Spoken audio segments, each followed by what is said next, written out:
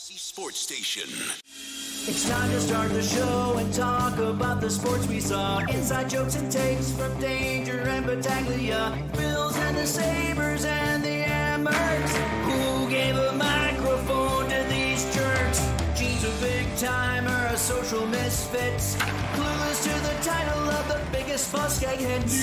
Chuck Munchie's goons have the last say. So thanks for your time, Mr. Mayo. Danger likes his cold ones and he likes his bears. But this is Rochester, cute Francesa. Oh, who cares? He's critical of Sean, he's critical of Alan. Of course he married Sandy, cause she's Italian. Welcome to the sports bar, that's where you are. Welcome to the sports bar, that's where you are. Welcome to the sports bar, that's where you are. With Danger and Battaglia. A very hearty good afternoon to you as we welcome you on into Rochester's only local sports talk show. You have found the Sports Bar with Danger and Battaglia. We appreciate you listening along locally at 95.7 FM, AM 950. You can get us anywhere on your smart device when you ask it to play 95.7 The Fan. Hear us where we sound our best, the free-to-download Odyssey app, and on our YouTube or Twitch streams. Follow us, like, and subscribe at The Fan Rochester, our channel on YouTube. I'm Danger, that's Battaglia. Dude, I'm in a great mood. Little flurry action, holiday spirit today. How are you doing? I'm also in a good mood. Yeah. I'm wearing today, if you're watching on the stream, I am wearing today a sweater, an NHL sweater of a team that is really, really bad. Really bad NHL franchise. And yet they're still better than the Buffalo Sabres. Oh. I'm mindful that there's a certain segment of our audience that doesn't want to hear about this, but you got to put it into context. Same owner of the Bills owns the Sabres. One held in high regard now, one a championship contender, and the other, wow. By the time I sat down, it's 5-1. Oh, it was bad. It was. Dude, this is my favorite stat. In 5-on-5, they were outshot last night, 21-2. Yeah. After the owner comes down and lays you out. I think that the owner did lay them out, and maybe that's part of it. Like I know that we were fed through hockey media that he was in there and gave everybody a vote of confidence. Vote of confidence feels uplifting. Feels like, hey guys, nothing's really going to change. Like, I believe in you guys. You guys are you can get this done. You've got my backing. That's not what they wanted to hear. They wanted to hear that there's going to be changes. There aren't going to be changes. In fact, I would venture to guess that Terry Pegula was probably not pleased that he had to address this team on the road and basically tell them, nothing is changing. I pay you millions. Go out and win a goddamn hockey game. That was their response. What was it, 6-1 final? Yeah. That was their response.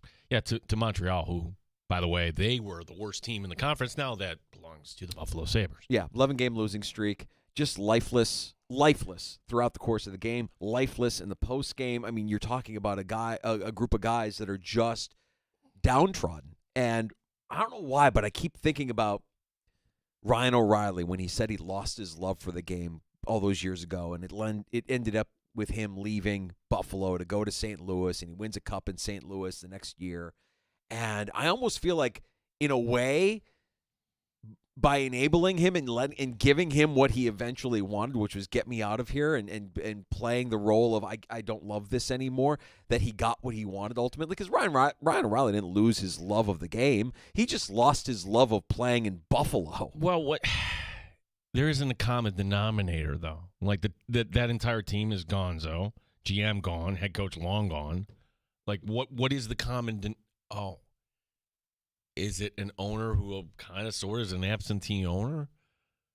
I think they need more help at the top. Like, if you had to ask me, okay, you're going to fire the GM and you're going to put somebody else in there that you're going to get work cheap. That's just another, like, roll the dice. It's not going to do anything. No, you need a team president. You need somebody with some vision. You need somebody who's been around this league and has some cachet here. Right. And you're going to move on from some players who will eventually, in their new environment, probably thrive. I mean, I'm trying to think of, like, the Reinhardts of the world, and of course the Jack Eichels. Oh, of the Dylan world. Cousins is going to be a star in this league somewhere. Right. Yeah, and when we're talking about this parade of former Sabres that go win cups, you mentioned O'Reilly, of course, Eichel in Vegas, and last year was Reinhardt. I can't wait to see this year Casey Middlestad hoist the trophy for the Colorado Avalanche. I think Middlestad is the one guy where you could look at and be like, he's not really kind of performing up to the level that I think, or the expectation that I think everybody wanted him to do. But you're right. I mean, like it's possible if Colorado gets into the postseason that they're part of that he's part of a cup run, and there's another name that will say, oh, well, that makes sense. Let me put a positive spin on this for you, Danger, because you know I love dark humor. My mother grew up in a funeral home, literally. Literally an old-time funeral home. What was the show, 6 Feet Under? Was Yeah. that your upbringing? No, that wasn't my upbringing. That was my mother's upbringing, where literally they lived on the second floor, and the first floor was the showing room. So when, you need some dark humor, death humor, I have heard it all. This is kind of falls into that category because it brings a smile to my face knowing that, wait a second, we're only at 11. The record for the Sabres is 18. That's right. Let's count this out. Okay, 18 would be a game in Colorado on January 2nd. I'm like, oh my gosh, we've already pointed out this date. We've circled this date already here in the sports bar because that also is the date. 5,000? 5,000 calendar days since the Sabres' last playoff game. Think about that. A calendar year, 365. 10 years, 33,650. 5,000! Mm-hmm. And you could say that this streak began with a horrific loss to that Colorado team. So it could really tie up nicely. That the narrative is could perfect. tie up nicely. That is absolutely All right, boys. So we have a goal. We know what we're shooting for here. Let's get that streak all the way to January against Colorado. And if you want to lose that game too, great. Let's break some records. Let's go for greatness. The Chicago White Sox of the NHL. Your Buffalo Sabres. Terrible. Just terrible. All right. More uplifting. There we go. And more positive. I'm glad I got that up and shit. But if I wore the Blackhawks sweater today symbolically, I wore it today, not just because I'm a Blackhawks fan, but I wore it today. I'm like, as bad as my team is, and as much as they may be breaking Connor Bedard, and he might not end up being the player that everybody thinks he is because he's with this horrible organization, they're still right now, they're in a better place than the Buffalo Sabres. You also can think back to better days, too. I can. Yeah. Yes, I can. Yeah. And I will always have those memories to cherish. We will talk some Buffalo Bills later this afternoon with 13 Wham and BuffaloPlus.com's Mike Catalana. The icon is stopping by at 425. So he was in Detroit. We can put a bow on that. The Bills today. What's the news out of Buffalo? And the walkthrough on Wednesday, which is exactly what they did last week. But this is the funny part. They're like, the guys that are limited, we're not going to, McDermott, they're not going to really go into, great detail. Well, since it wasn't really open to the media, we really can't tell you, the kind of the status here of these guys other than what the Bills kind of fed us. Who's limited, who's not. The takeaway here for me is, though, that Josh Allen is not listed on this Wednesday injury report. So whatever that X-ray was on Sunday, no worries here whatsoever. In fact, no worries. Once they flexed the game, they wouldn't have done that if there was really a concern. 13 Wem, Mike Catalana coming up at 425. Sean McDermott on those injured Bills from today. So everyone's going to practice in some capacity. You may already know it's a walkthrough practice for us today. So everyone will be out there in some capacity. We'll see how they do. I'll just keep it to that for now. I'm not going to get into individual situations right now. So when you talk about the individuals that are injured, they all at least put in a listed practice as limited for today. And we'll see how it looks tomorrow. Do we ask Mike Catalana a question about the opponent? Well, everything that I'm saying about the Patriots right now, everything. Like the Patriots right now are in a bad, bad place. They're at a place where, the season is obviously lost, but the way they're losing, and now you've got the finger pointing, and now you've got the internal strife. You've got the head coach publicly calling out Alex Van Pelt, the offensive coordinator, and you've got the owner, visibly shaken by how bad some of the play calling has been for New England. Now you're starting to hear the whispers. Hey, this will be our only chance this offseason to get Mike Vrabel. Which if you listen to some Boston pundits, they think that would have been the choice. Except Bill Belichick had this deal in place to have his hand-picked successor, which now you look back, like, wait a second. The Patriots were a mess at the end of the Belichick era. Why did he have that influence? Like that was going to make things better. Somebody who doesn't have any head coaching experience would just kind of step right up and try to navigate this. You're just looking for signs of progress. And I guess the takeaway from the Patriots on the positive side is Drake May might be something, but with everything around him, like, no, you better fix this here from the head coach to the OFC. I mean, if you're a Patriot fan, and I could tell you that Vrabel will be your next head coach, and you bring back Josh McDaniel to be your offensive coordinator, I think most Patriot fans would sign up for that today, right now. And if I'm the Kraft family, that's what I'm working towards, because this didn't work, and I don't necessarily want the leader of the organization in a public setting calling out members of his team that he assembled, his guys. That is not what leadership looks like. That is not what a head coach is supposed to do. It was a question posed by the media critical of Van Pelt, like the head coach. Oh, you said it. I didn't. Oh, okay. Yeah, you don't need to go there. We'll get some winners from our buddy PJ Glasser. He's the host of Send It In, our Odyssey Sports betting insider. You can hear his show on the BetQL network and the free-to-download Odyssey app. Insider calls are presented by BetMGM. Go check out all the latest lines today on the BetMGM app. We have the playoffs beginning Friday night, Notre Dame and Indiana, so we will touch on all four of those playoff games from the betting standpoint. We will highlight some of the games in the NFL this week as well. Pittsburgh and Baltimore, always interesting. Of course, PJ coming from the Maryland area, and he'll give us his take on the Bills and Patriots. Like, at what point do you say, oh, wait, that line's too high here? 14. Buffalo giving up to New England. Is it too high, or you just kind of stay away? Or maybe PJ, he'll give us like a player prop. Yeah, we'll get his take on the Bills and the Patriots, some other NFL games, and, of course, that college football playoff that gets underway on Friday night. Good Smoke Barbecue and Pub Wingman line is open for you this afternoon. You can pull up a stool and join us at 866-4FAN. 585-866-4326. Award-winning barbecue from Good Smoke Barbecue and Pub, 135 West Commercial Street in East Rochester. GoodSmokeBBQ.com. So the table is set, and I guess the headline story from the NFL last night, like, what took you so long if you're the Atlanta Falcons? Kirk Cousins now riding the bench. Michael Penix now taking over at quarterback. Is it too little too late for the Falcons? I don't know if it's too little too late. I don't think they're winning that division, but it might be too little too late for Kirk Cousins. This is it, right? Like, is there a team, if they release him, is there a team that's going to want his services in 2025? Where is Kirk Cousins playing, if anywhere, in 2025? And I don't know that he is, man, because he's just shown us through his actions that his body can't withstand the rigors of an 18-week NFL regular season schedule. His arm is dead. There's nothing left. The lower half of his body isn't working because he's still kind of recovering from that popped Achilles, which is a hard thing to recover from. And we've seen it affect the mobility of not just Cousins, but Rodgers, and certainly running backs have a hard time coming back from the torn Achilles as well. So I think the guy is cooked, and I don't know that he's back in 2025. I don't know that there's a team out there, even a desperate team looking for a quarterback, that would be like, oh, yeah, we like what we saw out of Kirk Cousins this year. Sign us up. We want more of that. He got 4 years, $180 million. Of course, the $180 million isn't real until you get to the end of it, but the bonus up front, $50 million. Mm-hmm. You're Arthur Blank. Okay, I guess you got to sell a few more gift certificates at Home Depot to cover that this year. I'm not too happy with my management where, hey, our plan is you didn't need to spend that much money on what essentially was a bridge quarterback. But here's my comparison. For those who say, Sam Darnold, you can get him like 2-3 years.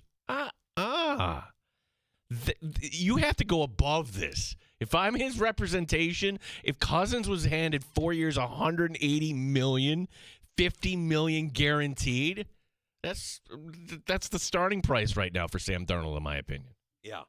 Boy, the Darnold conversation is going to get real spicy here as the season winds down and we get to the offseason. I think the Vikings are crazy if they let that guy walk. you know that's going to be the Week 18 game, right? Sunday Night Football, and it'll be one of the storylines. Here's Jared Goff, and, well, here's the Vikings, and if they win this game, they will be the number 2 seed. They will win the division, and they have a quarterback that is not under contract next year. Yeah, that's good. That's some good offseason drama right there. What do they do with Sam Darnold? And I think for Kirk Cousins, I would just be surprised if there's a team out there that sees him and says, oh, yeah, we saw enough this year to believe that he could be a contributor for us in 2025. Hey, listen, 12 years, 4th-round pick, making all that money. Like, Kirk Cousins has had a great career. Unbelievable career. And by the way, I should revise what I'm saying just in close it by saying if you were to get him at the league minimum, if you were getting him on a deal like what you have with Russell Wilson and the Steelers, where there's low risk, as far low financial risk and high upside reward, then I think a team could do it. But that's the only way you're doing it, is if you can get Kirk Cousins at the league minimum. I would say a team, like, look at any of the teams that need a quarterback and they don't get it. Like a team like Tennessee, for instance. Sure. I could see, like, take a small deal there, go there, win some games in a bad division. Might be healthier, next year. Like, we just kind of assume the Achilles, players come back from that all the time. Cousins this year hasn't been right from the get-go. I regret drafting him in my Superflex. Yeah, I think that he had some. Typically against the Bucs, he was great this year. He had a couple of really, really highly explosive games. But if you watched him at the end of his time in Minnesota, he was putting up good numbers. But there was always we called him Captain Checkdown, right? They lose that game to the Giants, and it's like, what's he doing? Like, the ability to throw it downfield with any sort of velocity is gone. The arm is dead. You could argue that the decision-making hasn't always been there. So you're right. For a 4th-round quarterback, for a guy that was drafted the same year as RG3, by the same team that drafted RG3, pretty good career, I'd say, for Kirk Cousins. And, by all accounts, a good guy. I don't know that his teammates buy into, I think a little hokey, a little corny, kind of like, Russell Wilson-ish in terms of how he comes off.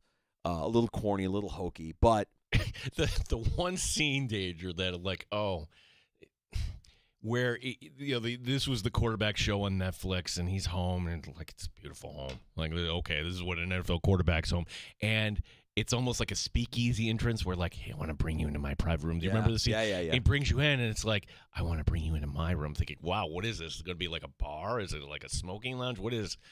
No, it's literally his room with all his memorabilia. All his trophies. He can sit in and just kind of look at.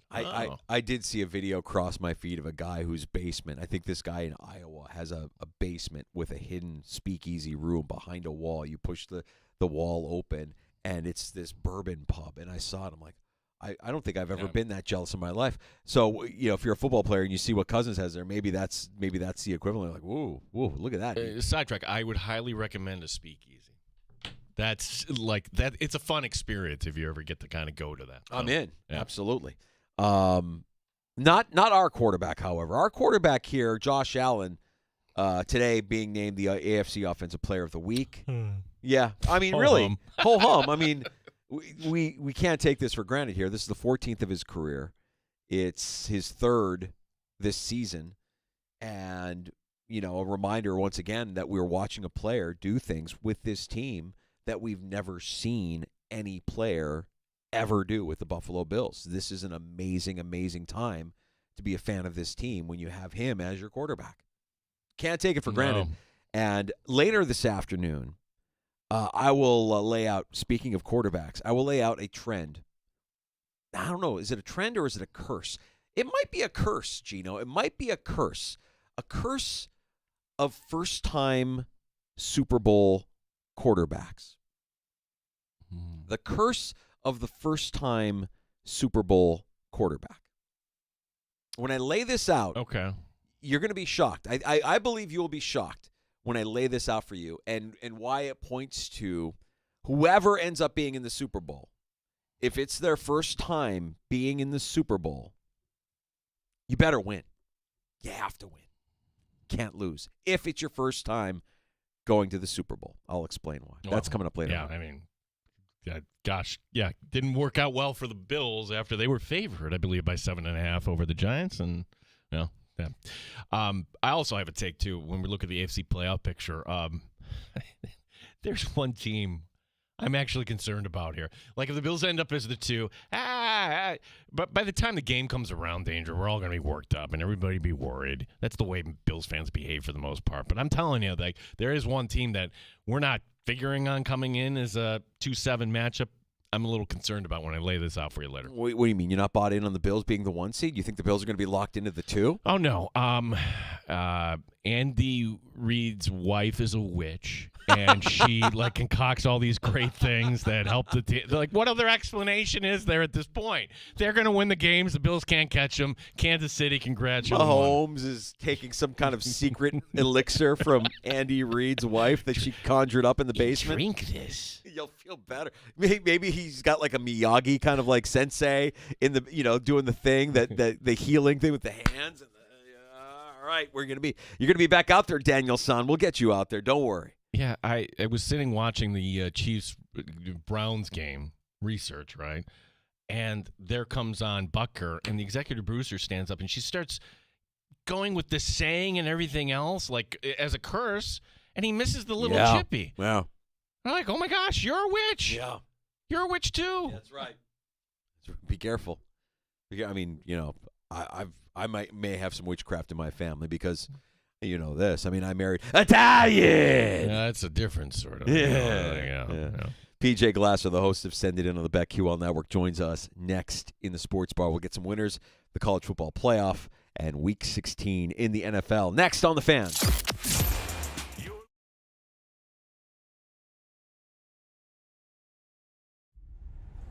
Welcome back to We the Hobby. You know what time it is? A little something special today. Oh, Nick. Is that a corn? That ain't no corn. What? That's a super corn!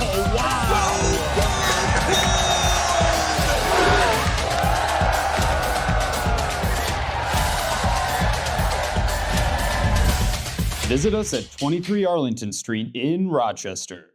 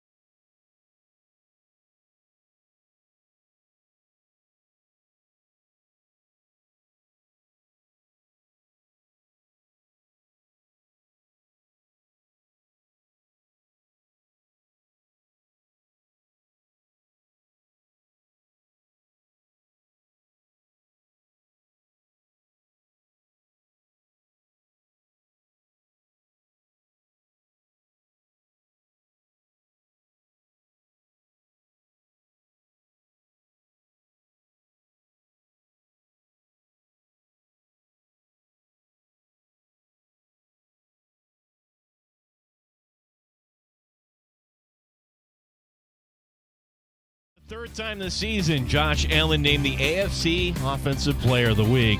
Allen not on the Wednesday injury report, today being just a walkthrough. Head coach Sean McDermott on the Patriots. Yeah, I mean, we respect, this football team, and I think Coach is doing a great job, Coach Mayo, and I remember being in my first year. There's a lot of things that are new, and it's a journey, right? So, like it is every year. But we have a ton of respect for this football team. Well, how do you play Bills Patriots from the betting standpoint? We'll talk to PJ Glasser, BetQL, coming up next year in the Sports Bar. Emmerich's at home tonight. They look to make it 5 in a row. Syracuse is the opponent. Don Stevens and Andrew Mossbrooks will have your call beginning at 7. Matthew Lecroy is back as the manager for the Rochester Red Wings this coming season. That is the 5th consecutive year. Gene Battaglin, the sports leader, 95.7 FM and AM 950, The Fan, Rochester. Top Shelf Sports Talk. You're hanging out in the Sports Bar with Danger and Battaglia on the Sports Leader, 95.7 FM and AM 950, The Fan, Rochester. We're joined now by the host of Send It In and Odyssey Sports Betting Insider, PJ Glasser. You can hear him on the BetQL network and the free-to-download Odyssey app. Insider Calls, presented by BetMGM. Go check out all the latest lines today on the BetMGM app. PJ, we've got action. Football Nirvana is about to begin. In fact, you could argue that it begins tonight as bowl season gets underway, but we're really eyeing the games that get underway Friday night with the college football playoff, and wanted to get your take on some of these games, some of your leans, and let's make some money this weekend in college and pro football. What do you say, pal? Yeah, absolutely, guys. I can't wait. It's going to be awesome. I mean, Saturday with the 2 NFL games and 3 college football playoff games, that's about as good as it gets. So it's going to be an awesome stretch that we have coming up here, guys, over the next couple weeks, man. I can't wait. I can't wait either, PJ. This is going to be so much fun. Let's start off with the game coming up Friday night. Notre Dame, Indiana, a 5 against an 8. Funny how, like, we were wondering just a few weeks ago, wait a second, when the Irish lose the Army here? And well, they're there. And for Indiana, a team that I don't fault them for losing to Ohio State, they get in. How do you play this game, PJ? It's going to be really good, guys. Battle of Indiana. You know what's interesting about both of these teams? The Hoosiers all year have just played one game decided by one score. That was a 20-15 win over Michigan. And the Notre Dame, they've only played 2 games all year decided by one score. They beat Louisville by 7, and then, of course, that loss to Northern Illinois by 2 points. So both teams are very similar. You know, both teams want to run the football. They want to play good defense. They kind of lean on their execution and trying to out-physical you. Notre Dame, obviously, being at home, has the advantage. It looks like there's going to be some snow. I like Indiana to keep this game close, though, at the +7.5, because as I just mentioned, both of these teams really don't have experience playing in tight games this year. And I think anytime you get a tight game, which I expect to have, you always got to lean towards the underdog, right? Because all the pressure is going to be in a favorite in a game like that. I think ultimately, though, Notre Dame's ability to run the football, they're a top 10 rushing offense, I think over the course of 4 quarters is kind of going to wear Indiana down. But I think this is going to be a 4-quarter game, guys. I really don't think it's going to get like out of reach one way or the other. I think it's going to pretty much consistently stay like in the 7 to 10, 13-point range throughout the whole game. And then I think Notre Dame finds a way to win, but I'll take Indiana +7.5. All right, SMU goes into Happy Valley with 8.5 points on their side here as they fall short in the ACC championship game. They have a good season, and then, of course, you have the narrative around Penn State that James Franklin is a good coach, great program, lots of talent, can't win the big game. This would qualify as a big game, but you're not losing if you're Penn State at home in the college football playoff to SMU, are you, PJ?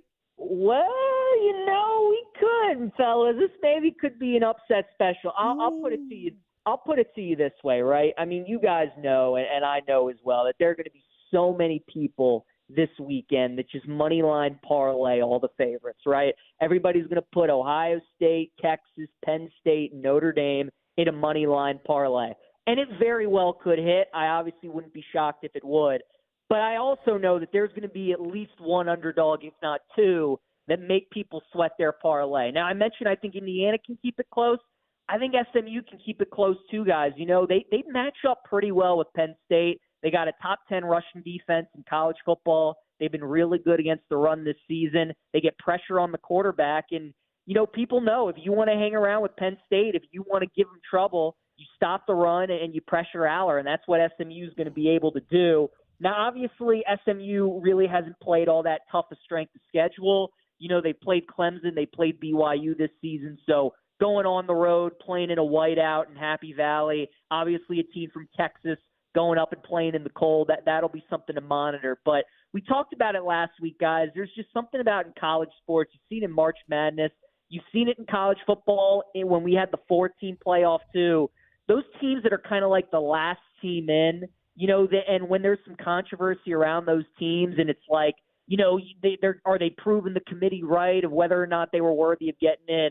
Those teams tend to play pretty well. And I think SMU is going to show some people that they got a pretty good team. So I'm betting SMU plus the points. And if there was an underdog this weekend that I would sprinkle to win outright, I think it would be the Mustangs. Well, Clemson doesn't have, fall into that category. They won the ACC, right? But of all the games here, PJ, this one I have the lowest expectations for. Texas, 11-2 on the season, only 2 losses coming to Georgia. There's no shame in that, in my opinion. And of their wins, 10 of 11 have been by double digits. It's Texas minus the 12 here. Are you comfortable laying 12? I am. I like Texas. I'd lay the 12 with some guys. But the totals are what I really like in this game. I like under 51.5. But even going further, I think my favorite bet in this game, and it might even turn out to be my favorite bet of the weekend, I love Clemson's team total under at 20.5 points. Now, if you want to talk about Texas and how they're going to fare in the college football playoff, right, you want to talk about how they're overrated and they haven't played anybody. The only team they played is Georgia. They lost to them twice. Quinn Ewers is overrated. I think all that's fair. But Texas, guys, their defense is legit. They're number 1 against the pass. They're number 2 in scoring defense. They're top 10.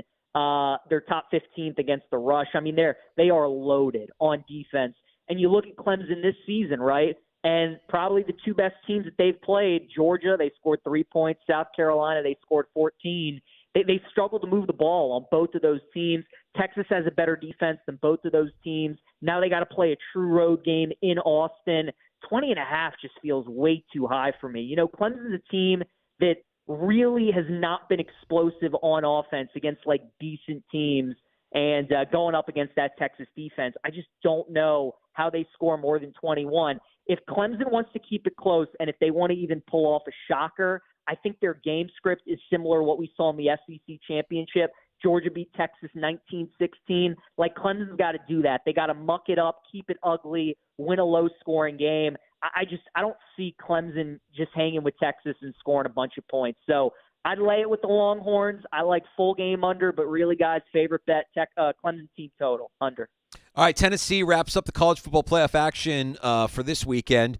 Primetime in Columbus on Saturday night as they travel to the Shoe to take on the Ohio State University. Tennessee getting 7.5 in this matchup. PJ, do the Buckeyes cover here?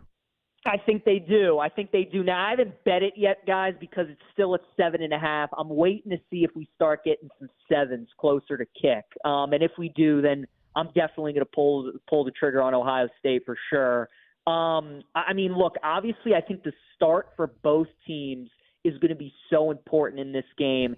Tennessee this year in SEC play and played 4 first halves where they got shut out, right? I mean, think about that. For a Josh Heupel team, you think about Tennessee and Heupel and their offenses and how explosive they are. I mean, they have gone stretches of time in the SEC where they have not put up any points. You're on the road in a playoff game. It's going to be so important for them to start fast because obviously Ohio State, last time we saw them, they were on their home field losing to Michigan as 3-touchdown favorites, right? And if that fan base, if that team gets off to a slow start, if they have 2 3-and-outs to start the game or whatever it may be, the boo birds are going to start falling, guys, right? And people are going to go on Twitter. Is Ryan Day going to get fired at halftime? Do we just find ourselves a new coach, right? All this thing. So the start for both teams are really important.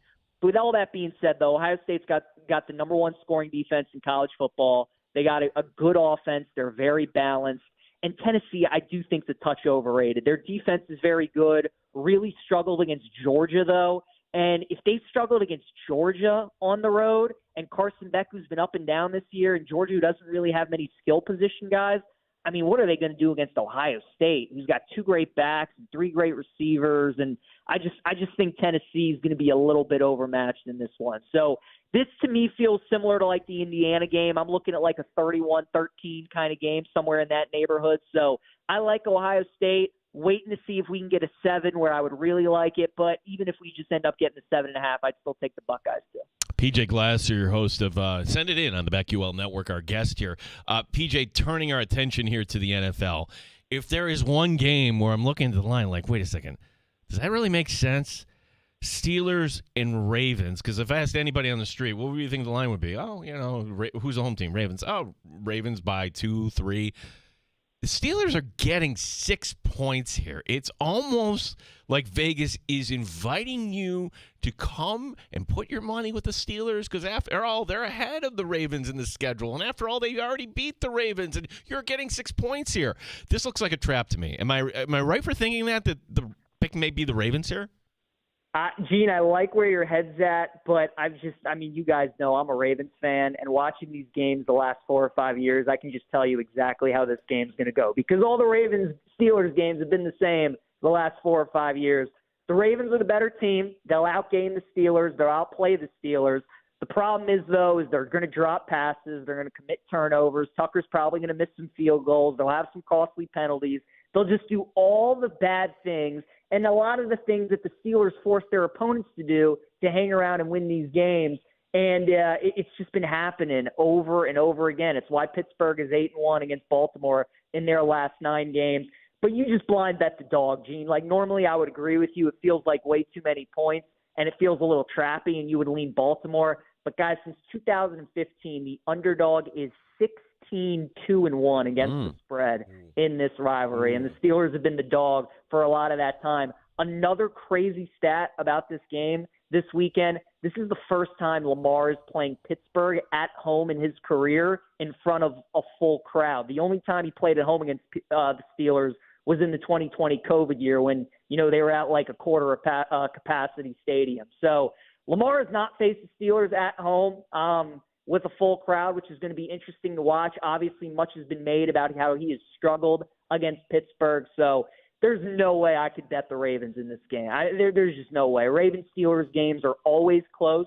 They're always decided by a field goal. They're always low scoring. So if the Ravens win by 7 or more, so be it. But I really like Pittsburgh plus the 6. We got another NFC East matchup here between the Eagles and Commanders that has your attention as well. And right now, Philadelphia favored by 3.5 on BetQL. Yeah, and I like Philly, guys, 3.5. So these two teams played back in Week 11, and Philly was 3.5-point favorites back then, and they were at home, right? So now they go on the road, but these two teams have obviously gone in different directions. Philly has won 10 straight games. They look like arguably the best team in the NFC. Washington, obviously, has kind of gone down a little bit. They were fortunate to survive that game against the Saints on Sunday. So it just feels like for a game that was lined 3.5 in Philly 5 weeks ago, and the Eagles' trajectory is going up and Washington's is going the other way, it doesn't feel like this line is right. It feels like it should be more so Philadelphia 4.5, 5, like somewhere in that neighborhood. So there's some threes out there, guys. Like certainly, shop around and get that 3 if you can with Philadelphia. But even if it's 3.5, I like the Eagles in this game. I just think that line's too short. What about a game in the early window here, PJ? A team from the West coming east, Arizona and Carolina. Carolina regressing last week. Do they bounce back here a little bit? It is Arizona on the road as a 4.5-point favorite. How do you play this one? Yeah, I like Carolina this week +4. Gene, we were talking about Cowboys-Panthers last week, and it felt like everybody liked Carolina. And, I was talking about how Carolina hadn't been a favorite since 2022, right? They're so used to being an underdog. And then when you get thrown in that role where, like, you're expected to win and you're a favorite, you see teams a lot of time in that position not play well. And Carolina didn't play well last week against Dallas. Well, now they're an underdog again. And, Bryce and Carolina's offense, they just had too many turnovers last week. they kind of got in their own way. I think at home going up against Arizona, who, has not been playing great football the last 5-6 weeks, you get one of these games where all the pressure's on Arizona. They got to keep winning to try and get into the playoffs. Carolina is continuing to play hard, but obviously their season's kind of over. I'll gladly take the 4 with the Panthers. I would look at some money line, too. I think there's a chance they can win this game. We got a couple of double-digit favorites happening. One in the late afternoon window. We'll talk about Patriots and Bills, and also on Monday night, the Saints getting 14 points traveling to Lambeau. But let's focus in on the Bills here. Off of that big win in Detroit, all of the conversation about Josh Allen and the MVP consideration, the Bills still in play for the 1 seed, and the Patriots coming in amidst turmoil. I mean, this feels like a low point for New England this season. It hasn't been a very good season, obviously, in New England, save for Drake May. Is 14 points enough? Will the Bills cover 14, PJ? It's an interesting game, guys. So we've been doing this long enough, and you kind of know how I handicap the NFL and how I look for my certain spots. And, man, does it feel like a good spot to fade Buffalo this week, right? I mean, they just went through a gauntlet on their schedule with their last 4 games. Kansas City, San Francisco Sunday night, Rams, and then obviously on Sunday against Detroit. I mean, that's 4 games. I know they had the bye week in between KC and San Fran, but nonetheless, I mean, that's 4 big-time games against good teams, prime time. I mean, games against Super Bowl contenders and contenders in your own conference, all this stuff. And now you turn around, you come home after that huge win against Detroit. Everybody's telling you how great you are all week. You're co-favorites now to win the Super Bowl. Josh is pretty much a lock at this point to win the MVP. So it just feels like right now the market is peak on Buffalo. We all saw how they started that game after Detroit, after kind of how they were embarrassed out in L.A. for much of that game. I wonder if we kind of see the reverse this week, if they almost come out a little flat because of all the emotion going into that Detroit game last week. So I know it's the Patriots and, the Bills, obviously their fans and the players and that organization knows what it means to beat the Patriots, especially when they see a Patriots team reeling. So it's a tough handicap, but divisional game, and I just think the spot for the Bills off of all those tough games that they've had, it could only be Patriots or pass for me plus the points. Well, so 46.5, and this has been the fun thing, PJ. I mean, the idea the Bills can go 9 straight games scoring 30 points. I mean, but it's going to be cold, and you never know what might be coming off of Lake Erie there. Where do you come down in the over-under this week? Is this the week that the Bills don't get to 30?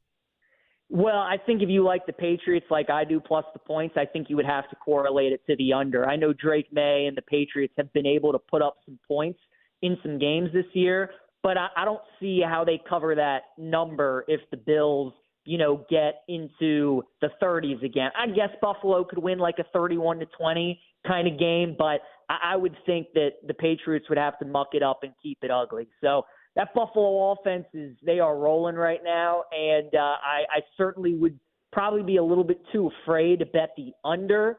So it would only be over or pass for me if I had to bet anything. But to me, it does feel like if New England's going to keep this game close, don't know if they have the firepower to, even with all those points, I don't know if they have the firepower to keep it within the number if this game goes over. So it's tough. I mean, look, if you just want to keep betting Bills team total overs, that's probably the way to go. Because like you said, that offense it's ridiculous what they're doing.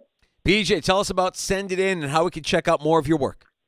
Yeah, guys, Monday through Friday, you can watch us on twitch.tv/BetQL. We're on YouTube /Odyssey Sports as well. We post the show over there on YouTube if you want to watch it. So it's interactive, and we kind of do what we do on these calls every Wednesday. We go around to the different sports, NFL, college football. We obviously got college basketball starting to heat up, getting in conference play here in a couple of weeks. So, it's 30 minutes fast-paced, interactive for people to watch and listen to, and people can watch on Twitch and YouTube. They want to check it out every Monday through Friday, 30 minutes, 1 to 1:30 p.m. Eastern Time. Yeah, and because – well, next Wednesday is Christmas Day, and the Wednesday after that is New Year's Day.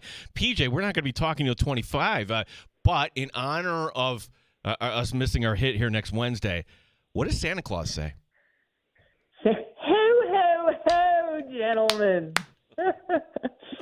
Oh, man. That's good stuff. March will be here before you know it, PJ. We're working our bracket right now. We got some good ones coming for Oh, I can't wait, fellas. Can't wait. We just had DeChambeau in the match yesterday. Did you guys see that?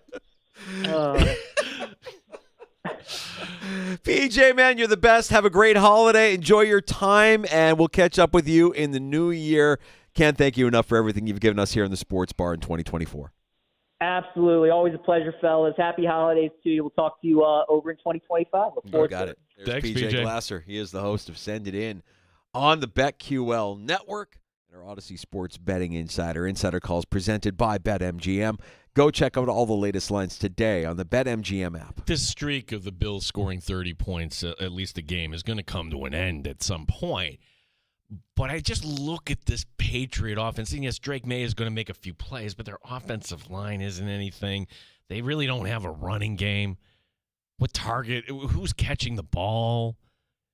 I have to present to you scenarios in which the opponent might give the Bills a game here. I don't know. I love PJ. I value his advice, but I'm going to ignore everything he said about that game. I don't think the Patriots are coming into Orchard Park and putting up a fight. I think the Bills are going to demolish them. Demolish them, as they should. I don't know half of what PJ knows about betting, but would you think maybe the line might creep up more as people think about this? The Patriots getting 14. Could you see it going to 14.5, 15 maybe by kickoff? Yeah. I'm not sure.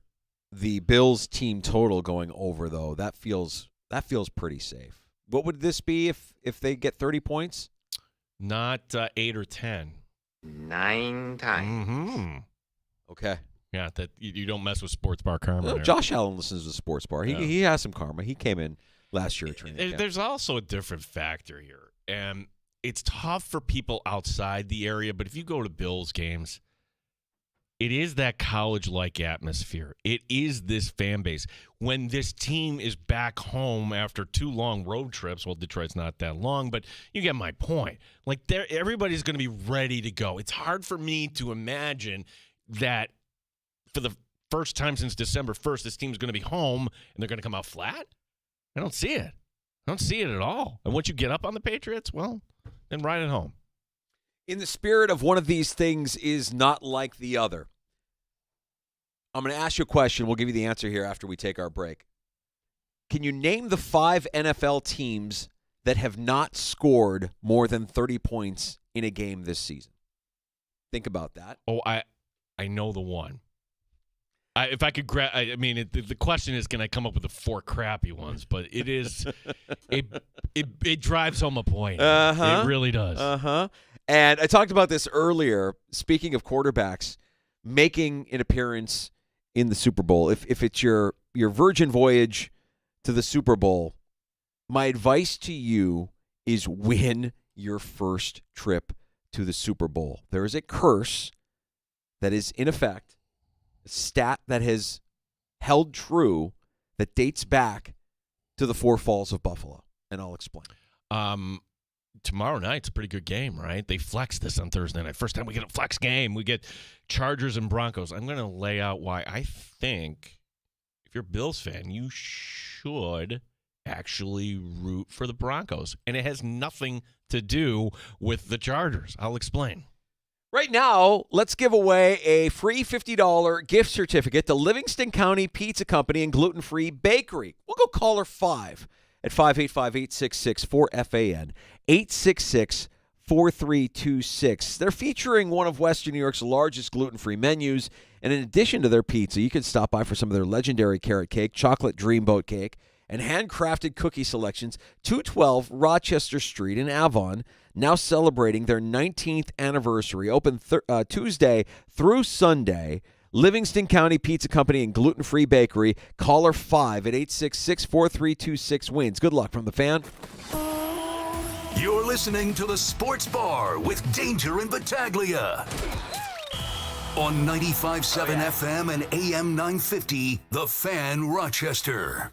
Our Amerks are in action tonight at 7:05 on 95.7 FM and AM 950, The Fan Rochester.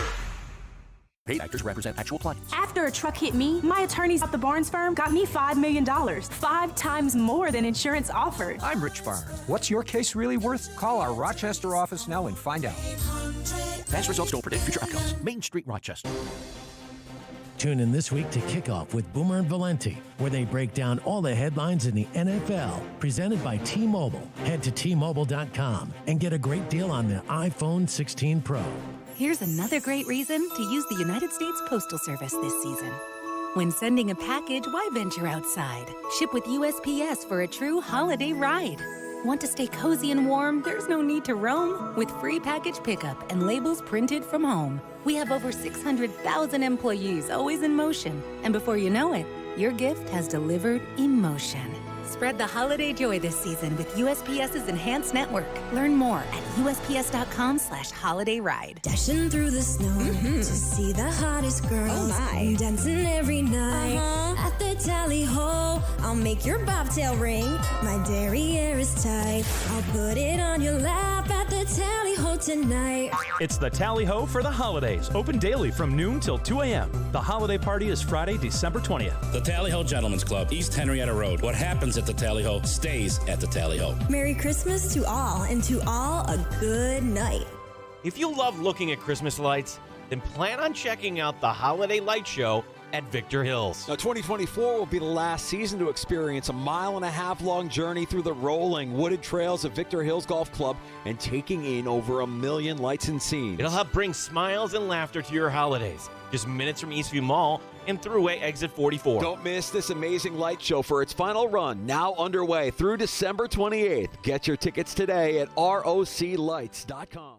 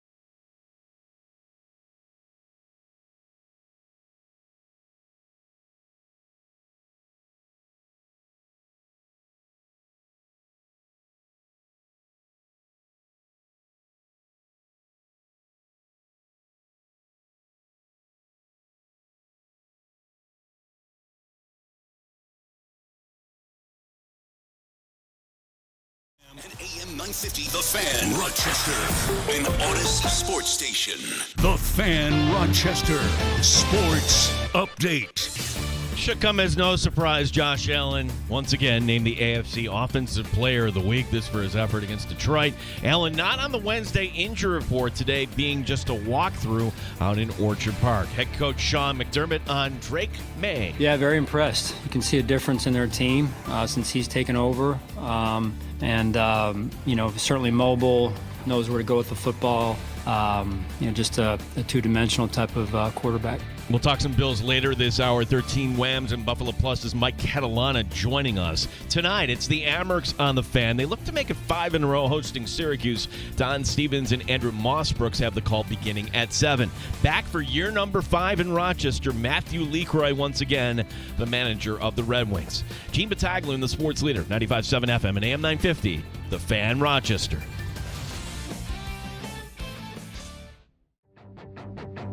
The Sports Bar with Danger and Battaglia. Yeah, we respect, this football team, and I think Coach is doing a great job, Coach Mayo, and it's a journey, right? So, like it is every year. Josh Allen has been named AFC Offensive Player of the Week. Again. Second time in 3 weeks. Third time this season. Mike Danger. If the offense continues to play the way they've played the last 3 weeks, New England's not stopping that. It could get ugly. So, yeah, for people that want to say, hey, it's a divisional game, you never know. No. I'm expecting a blowout. I'm expecting a one-sided affair. Gene Battaglia. Look, you're a Patriot fan. You'd have to agree. It's not that we're disrespecting. No, we're kind of disrespecting you. Every Patriot fan I talk to, I'm like, okay, what should we be worried about? This is the NFL. How could this?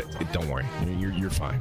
But you can't screw it up. 95.7 FM and AM 950, The Fan, Rochester. I was just looking ahead to tomorrow. That's when we'll talk to our buddy Fitzy from our Odyssey Sports sister station, WEEI in Boston. You get a sense of what this Patriots team is that's coming into Orchard Park. I don't believe anything that Sean McDermott is saying about his opponent going into this game.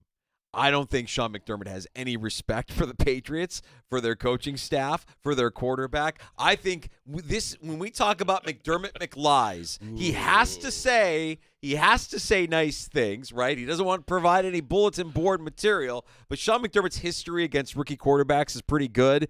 I don't think there will be any mercy shown, any quarter given.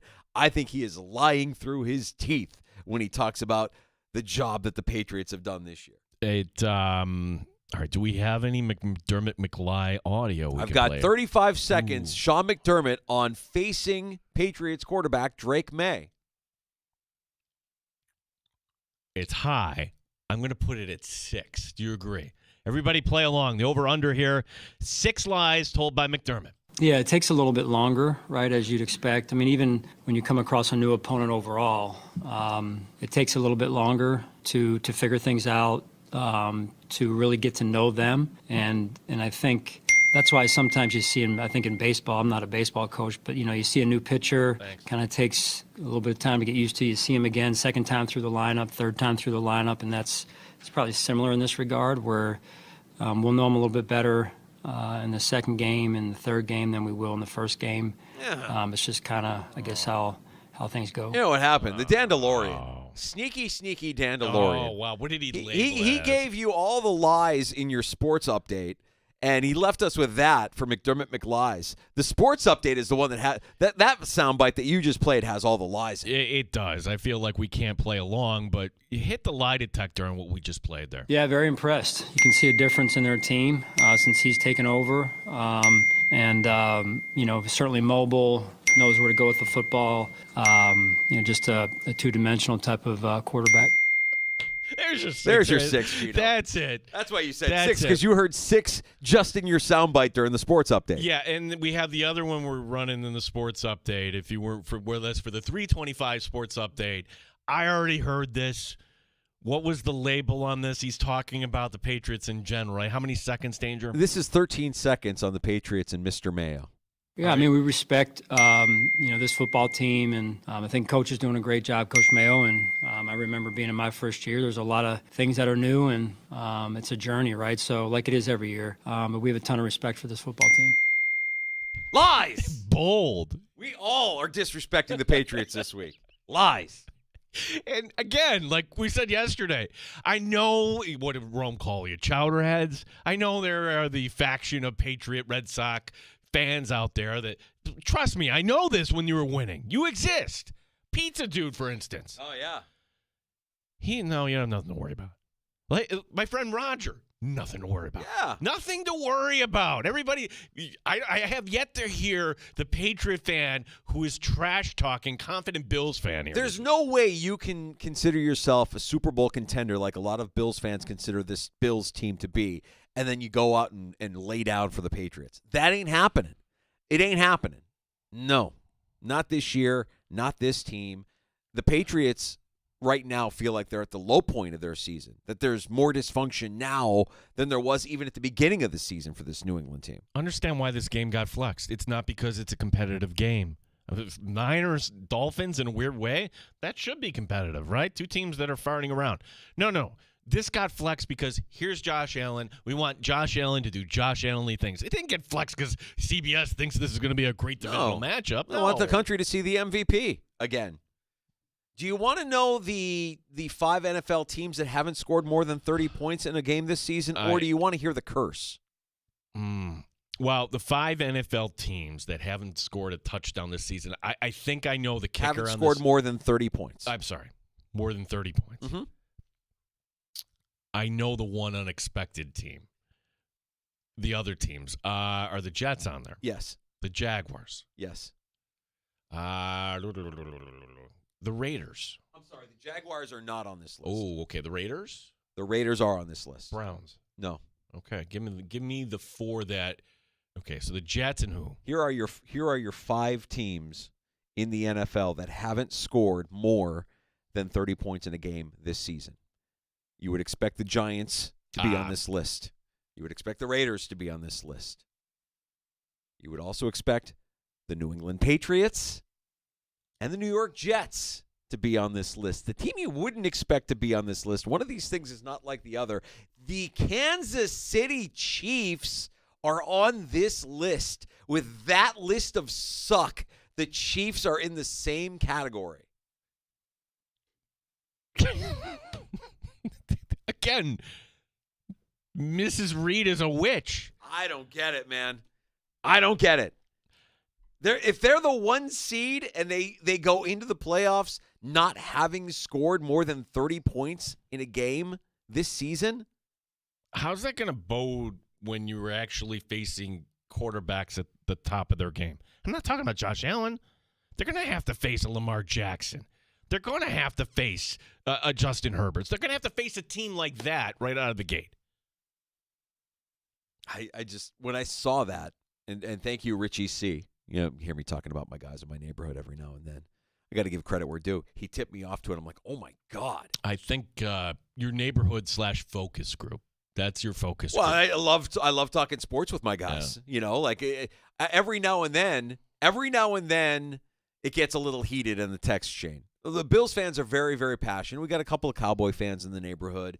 And, I didn't mean to stir it up earlier this week, but I stirred it up earlier this week with the 5 consecutive seasons of 11-plus wins, the list of coaches who have 11-plus wins over 5 consecutive seasons. Why? Because how dare you say anything nice about McDermott? No, because McDermott's on that list, and I threw it out there, and Timmy Parmesan is a Bucs fan, and Tony Dungy is on that list. And he's like, yeah, only one of those guys isn't a champion. That was it. That set off everybody, because you can't say that McDermott's, and it's true. He's right. Yeah. He's right. I mean, McDermott is the one thing on that list. In that instance, McDermott is the Kansas City Chiefs of that list. What? How is he on that list? I would say, and I'd have to look back, did Dungy get to that number before he got his one and only? Mm-hmm. Yeah. Yeah. Dungy was McDermott before McDermott. Dungy actually got fired. All right. McDermott's safe as a kitten, okay? Yeah, a crazy stat. Yeah. When I saw that the Chiefs are in the same breath as the Patriots, the Jets, the Raiders, and the Giants, yikes. And this stretch for the Chiefs here with A Patrick Mahomes who's not going to tell you how injured he actually is. I still like the Bills' chances at the 1 seed, Gino. Well, thank goodness for Pro Football Reference. Tony Dungy won the Super Bowl in year number 3 in Indy. No, I take that back. I'm looking at this the wrong way. I'm sorry, Danger. 1, 2, 3, 4. Year number 4. Okay. So, yeah, he was year number 4 on the list, and then his 5th came the year after they won the Super Bowl. Pretty good resume. Yeah. Let me present to you a scenario that I think can play out. Okay, so Thursday night, we get Chargers-Broncos. Good game, right? And we can watch. We want to see this. Who wins this game? Should you have a rooting interest? No, who cares? No. Okay. Let's say it's the Chargers winning this game. Browns-Bengals, a game that was supposed to be, they got flex. Okay, the Bengals are going to win. Browns are starting DTR at quarterback. Good luck with that. Week 17, Broncos at Bengals. Ooh. Okay, so Denver, if they lose Thursday night, they go to Cincinnati. Danger, what if the Bengals win that game? It sets up this Week 18 scenario, assuming the Colts and Dolphins lose just once. Okay, so that's the part of it I just got to mention. If the Bengals, Week 18, beat the Steelers, and if the Chiefs beat the Broncos, the 7th seed in the AFC, back from the dead, the Cincinnati Bengals. You think Bills fans might be worried about a 2-7 matchup against a hot Bengal team in the wild card round with a quarterback that can move the ball up and down the field? I mean, the answer to your question is yes, but I also think that it's highly unlikely that this scenario plays out. I think the Bengals, I think the key components of the Bengals roster have all come to the conclusion that their franchise is embarrassing. that they're cheap, that they don't really care about taking care of their players. You can kind of see it in their body language. Joe Burrow, you can hear him talking on the sideline, on the bench, even in a winning effort, how it's embarrassing that they're playing like. Yet here they are, though. Here they are. Yeah. And they have pride, and they're so talented. My God. I mean, like the idea that you're not paying Jamar Chase, the idea that you got Burrow, you got Chase, Higgins, Brown has been playing well. It's the defense and the penalties. 14 penalties in a winning effort. 14 penalties. That's gross. It's I keep expecting these guys. It's a credit to those guys that they are playing this hard. Maybe they're playing for. Certainly, the case of Chase, he wants to get paid, and the Bengals should have paid him. And the case of Higgins, okay, we're gonna let you walk next year. No, you should have traded him last year. You do right by the player. You're kind of holding him hostage here. But that being said, they're going to beat the Browns this week. Just keep that in the back of your mind, Danger. Like when we get to Week 17, Broncos and Bengals, oh my God, if the Broncos go out there and lose, it's possible, putting it out there. Yeah. I got so passionate about that take, by the way, if you're paying close attention to watching it. I talk with my hands sometime. Yes, I'm half Italian. Hey. And I completely knocked over my notepad and my cell phone and just not paying any attention. Yeah, more reasons for you to watch the stream on our YouTube channel at The Fan Rochester. Gino gets animated and destruction follows. If we are so lucky to see the Buffalo Bills return to the Super Bowl in February, I would say this to Josh Allen. Win it or else. This is a curse that dates back to the 90s. It dates back to Jim Kelly. It dates back to the Four Falls of Buffalo. And if you're an Eagles fan, if you're a Lions fan, this is the curse that will impact you this postseason. You see, ever since the Kelly-era Bills, anytime a quarterback has made it to the Super Bowl and lost their first attempt at it, they never made it back. Look at the list. You can check my work on this. Trust me, it doesn't happen. Wait, I was thinking, hey, they will go back, but they will never win it. They never make it back. They don't make it back. Wow. Now, if a quarterback ends up winning the Super Bowl in their first try, they appear in multiple Super Bowls.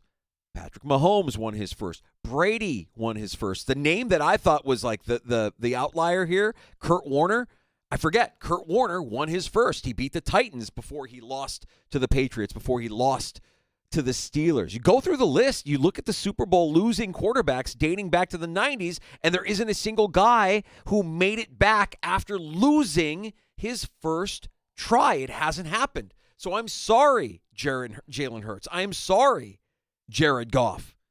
You've lost. You're not going back. The curse states it. That's why I'm happy to predict today a Bills-Bucks Super Bowl with the winning quarterback creating a legacy and the loser never returning to the promised land. I'm looking through this. I'm like, I got to pull the one where... There isn't one. There is not one. Nope. Russell Wilson won it before he lost it. That's right. Oh, my gosh. So you're telling me the last guy to reverse that was actually John Elway. When you think about it, John Elway would have been the last one where... No, he lost his first... He made it back and then he won. Yes. So I'm saying since the Jim Kelly era. Right. So the guy previously, so Elway does this. Okay, so that's another way of saying that. That was the last guy on the books to lose his first appearance in a Super Bowl and someday win a Super Bowl. Make it back. Make it back. Or just make it back, period. Make it back. Yeah, John Elway made it back, lost, and then he finally won. That's unbelievable. Yeah, you sure? I'm going through this. Look at the list, man. Rattle them off. Go ahead. Look at the list of losing quarterbacks in the Super Bowl. It's an ugly list. It's a list of some guys that you're like, oh, they had promise. They never relived it. Never got back. Joe Burrow. Right. And that he is now cursed. He is now cursed. Yeah, you got some weird 49er ones. You got Kaepernick. He's cursed. Garoppolo. Kaepernick is cursed. Yeah. Purdy is cursed. They're all cursed. Huh. Who else you got? Well, I was going to say Kurt Warner, but no, he won with the Rams first. That was the one that got me. I thought to myself, this is wrong. When I first heard this, I'm like, this is wrong. There's no way. Kurt Warner, he made it to 3. And I'm like, oh, God, that's right. He won against the Titans. He won his first trip to the Super Bowl before he lost to the Patriots, before he lost to the Steelers in Arizona. Kerry Collins, McNair. Gosh, who was the Falcons? Chris Chandler. That's right. Right? Yeah, this goes back to 98. Right. So, oh, my God. So, play it out. If it holds true, Hurts doesn't make it back. Goff doesn't make it back. And I would say if it plays out the way I predicted, if it's Bills-Bucks, let's say that let's live in a fantasy world where the Bills win the Super Bowl. And Josh Allen, the league MVP, wins Buffalo's first Super Bowl. The goal that he set for himself when he was drafted by this team, we hear him say it, he's speaking it into existence, and the Bills get it done, and Baker Mayfield is now the quarterback that is cursed. He will never make it back. He will never make it back. But you're right. The pain that would be felt if the Bills finally got to the Super Bowl. We defeated the Chiefs, whoever it was along the way, and then whoever's on the other side. Yeah. You can't lose. You cannot lose. You don't want this curse. I don't want this curse placed on Josh Allen. It's already on Joe Burrow. Joe Burrow is really good, and I don't think he's ever getting back. Matt Ryan, that was it. One time. Never made it back. Won't make it back. Can't make it back. You're cursed. I'm going up and doun. It's the curse of the four falls of Buffalo. I mean, it hasn't happened since the Kelly era. Well, the Elway getting there after. So that happened after in 98. So you're right. So I would say it's probably Elway is the benchmark here. So if you're going to make it, you got to win. No excuses. Because you're not making it back. You are in love with Tampa Bay. What happened to you? Are you talking to Masterstroke? Are you looking for property down there? No. You are a Buccaneer lover. No. All this love for a team that has 6 losses. Dude, let me tell you. You are looking for an alternative team. Your Bears suck. I love Baker Mayfield. This is fun. No, dude. You are a Buccaneer lover. Dude, I'll go back and look. My bold prediction, my Super Bowl prediction from earlier this year, I know it's sealed somewhere in an envelope, and we're going to reveal our bold predictions and hold ourselves accountable. I had Lions over the Chiefs. That was my Super Bowl. Lions over the Chiefs. And I don't feel good about the Lions based on what we saw on Sunday and based on the direction they're heading. And I just spent time talking about how the Chiefs are in the same breath as the Giants, the Jets, the Raiders, and the Patriots.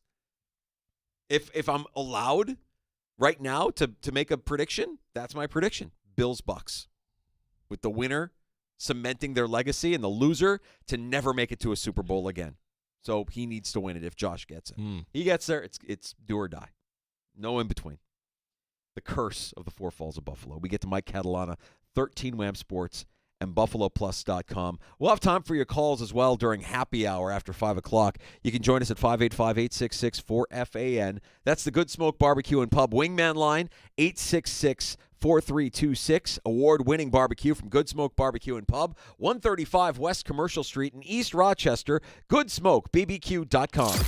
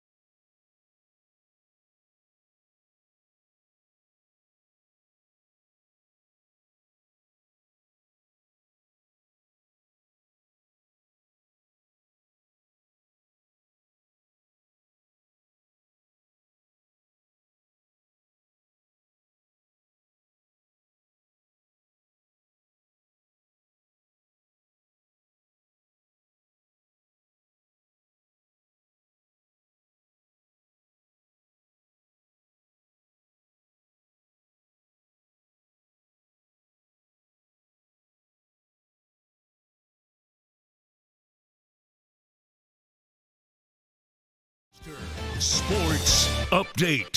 For the third time this season, Josh Allen, the AFC Offensive Player of the Week. The good news here, Allen, not on the Wednesday injury report whatsoever today, being just a walkthrough. Head coach Sean McDermott has nice things to say about the Patriots. Yeah, I mean, we respect this football team, and I think Coach is doing a great job, Coach Mayo. And I remember being in my first year. There's a lot of things that are new, and it's a journey, right? So like it is every year. But we have a ton of respect for this football team. We will talk some Bills football coming up next. 13 Wham and Buffalo Plus's Mike Catalana joining us.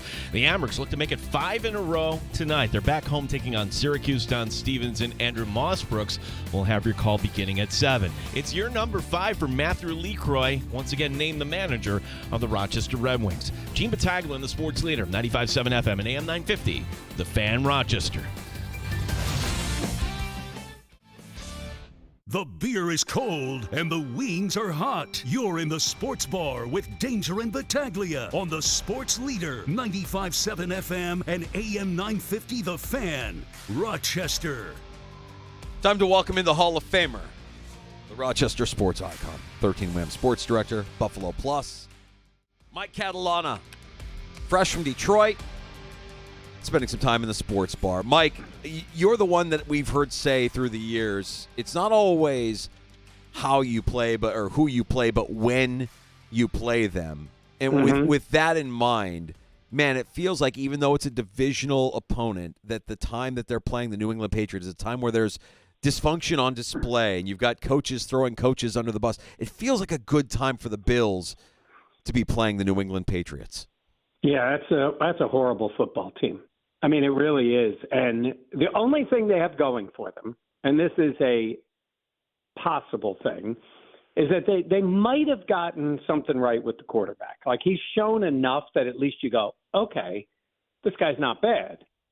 The rest of it is a disaster. And I blame Robert Kraft. I mean, I blame the owner right off the top. I don't think Judon was ready to be a coach. I just heard Sean. Sean's going to say nice things about another coach. He's done a terrible job this year. And Alex Van Pelt, I don't know what they left him with to run an offense with that team and a rookie quarterback. So you're right. I mean, when you looked at it at the beginning, you're like, 2 times in 3 weeks. And if they got something going here at the end, please. I mean, the Bills will have to implode somehow to lose either one of these games unless they, sit everybody in the last game if it goes that way. It's a bad football team. Mike, I couldn't imagine Josh Allen would take his game to these heights. The Bills' offense would just do this. I mean, you're not taking for granted what we're watching here. It's a complex question. There's not one answer, but what goes into this? How was Allen able to kind of raise the level of his game to the point now where he's the presumptive MVP of the league?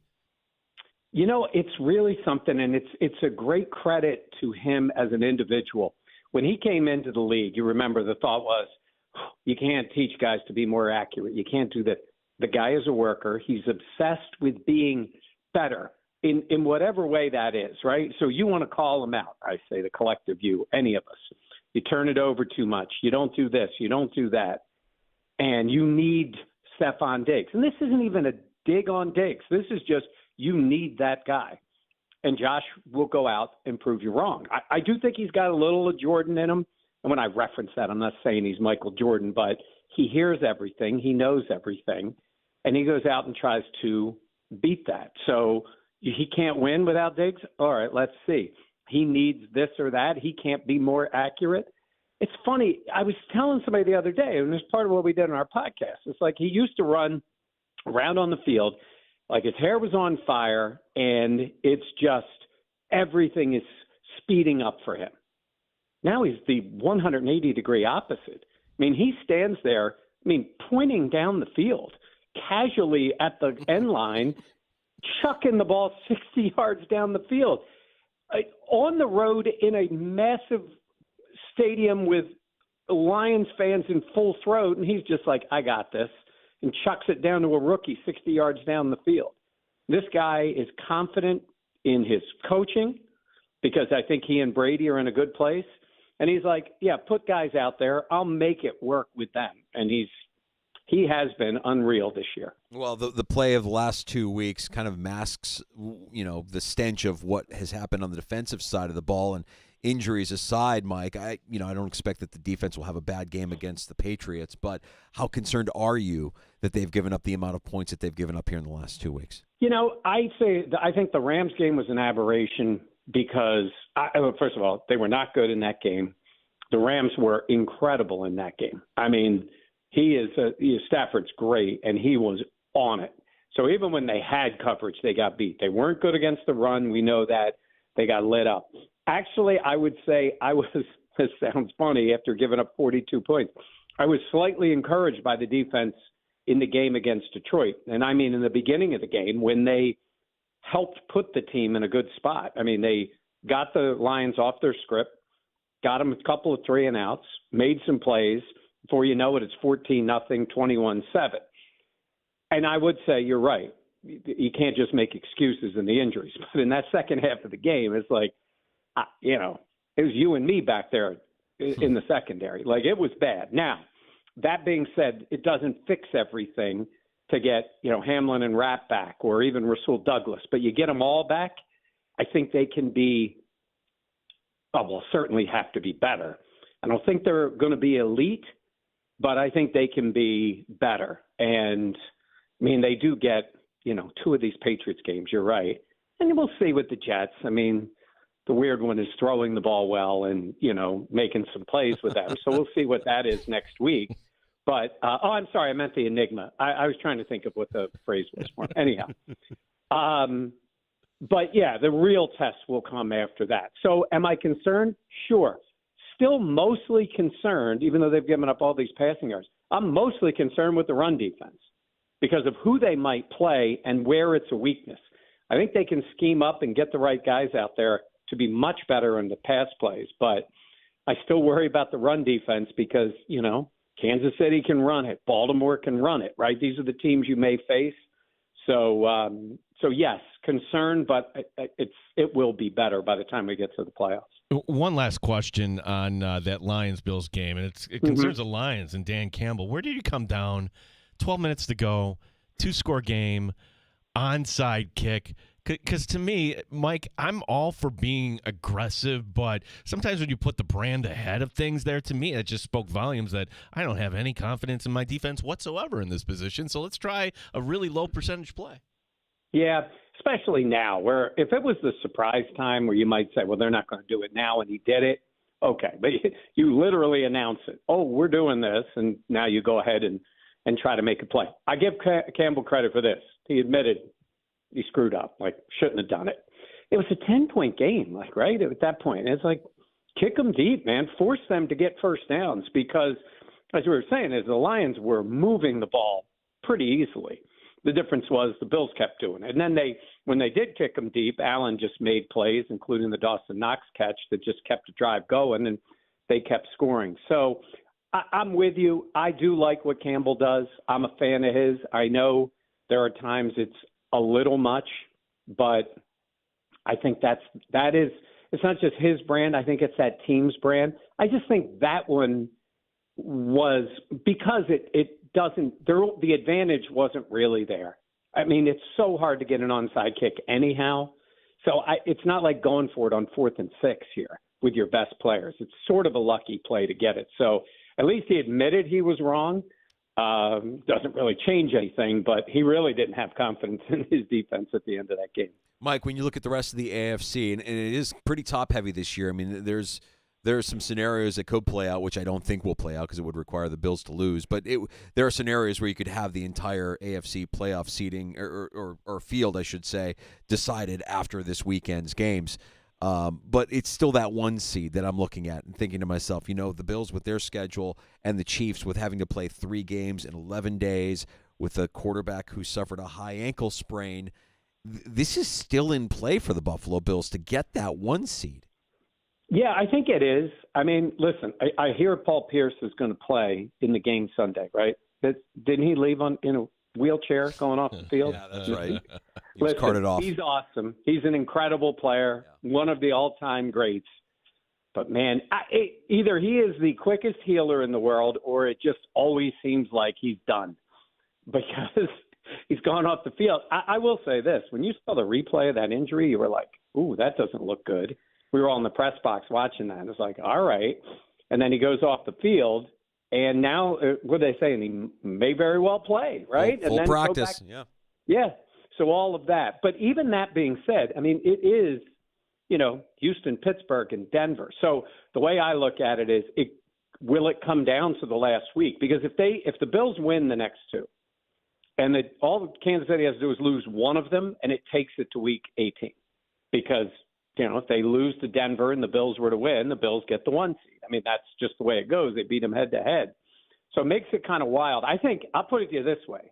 If with him being banged up and games with Houston and Pittsburgh back-to-back, they win them both, then they deserve the 1 seed, right? Because they would have come through in the end with a beaten-up quarterback. But, the other way you look at it is, for the Bills themselves, if they're not going to get the 1 seed, you just as soon to be over with before you get to week 18 so you could get a week's rest. But I just have a feeling, since it would mean them sweeping these two, that it is going to come down to that last week. And let's be honest, it's a massive thing. It's a week off. It's home for 2 games.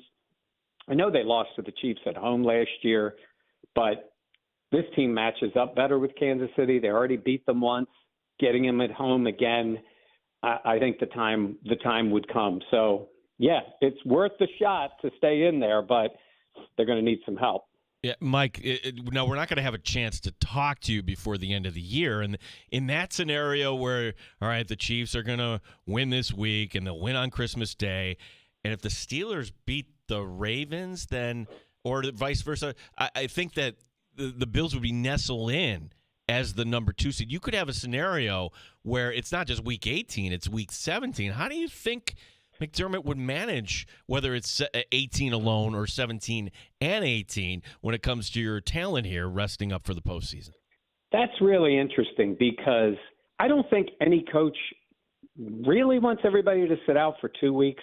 I mean, they can say, I think 1 week makes sense. I think a player can stay in a certain pattern.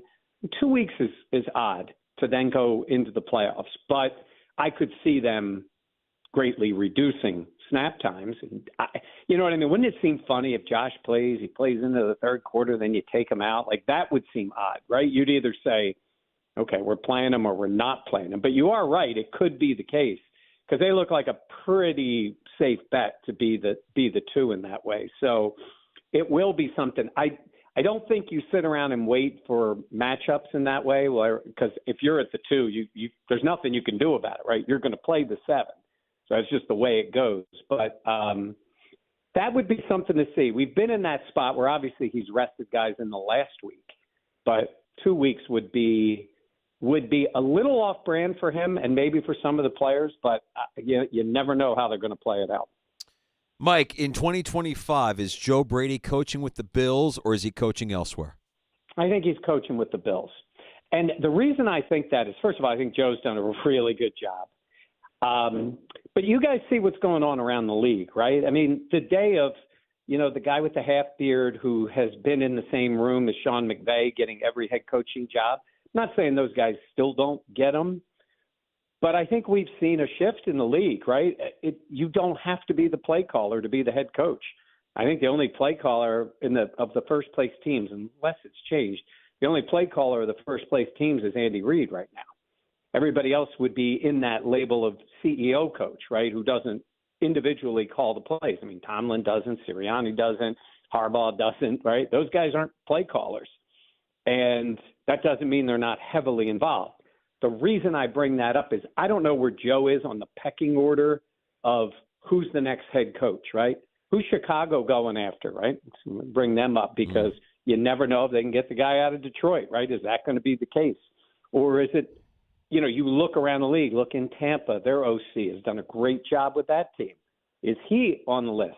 And I'm not saying Joe Brady wouldn't be on the list. And if they keep winning, I do think there's part of it that because you are coaching Josh Allen, that maybe you get a little less credit than you normally would.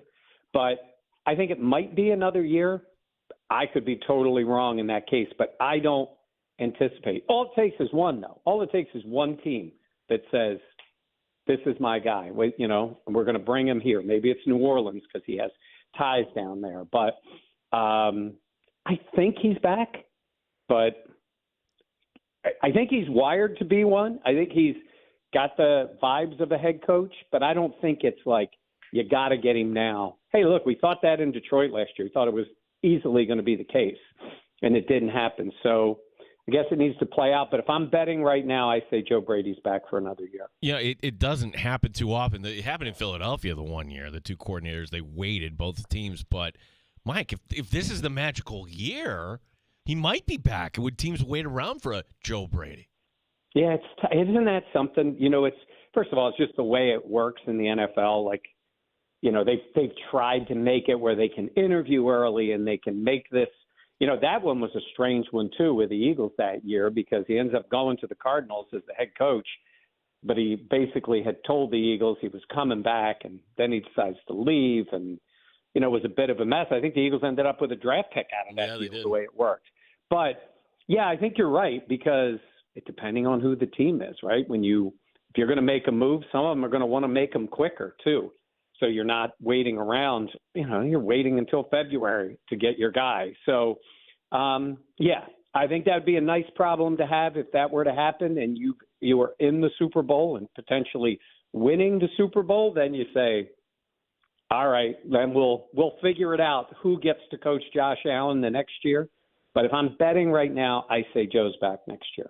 Mike, when you saw him on the field the last 2 weeks, what was your impression of Matt Milano's game before he exited early in Detroit? I just don't think he's back.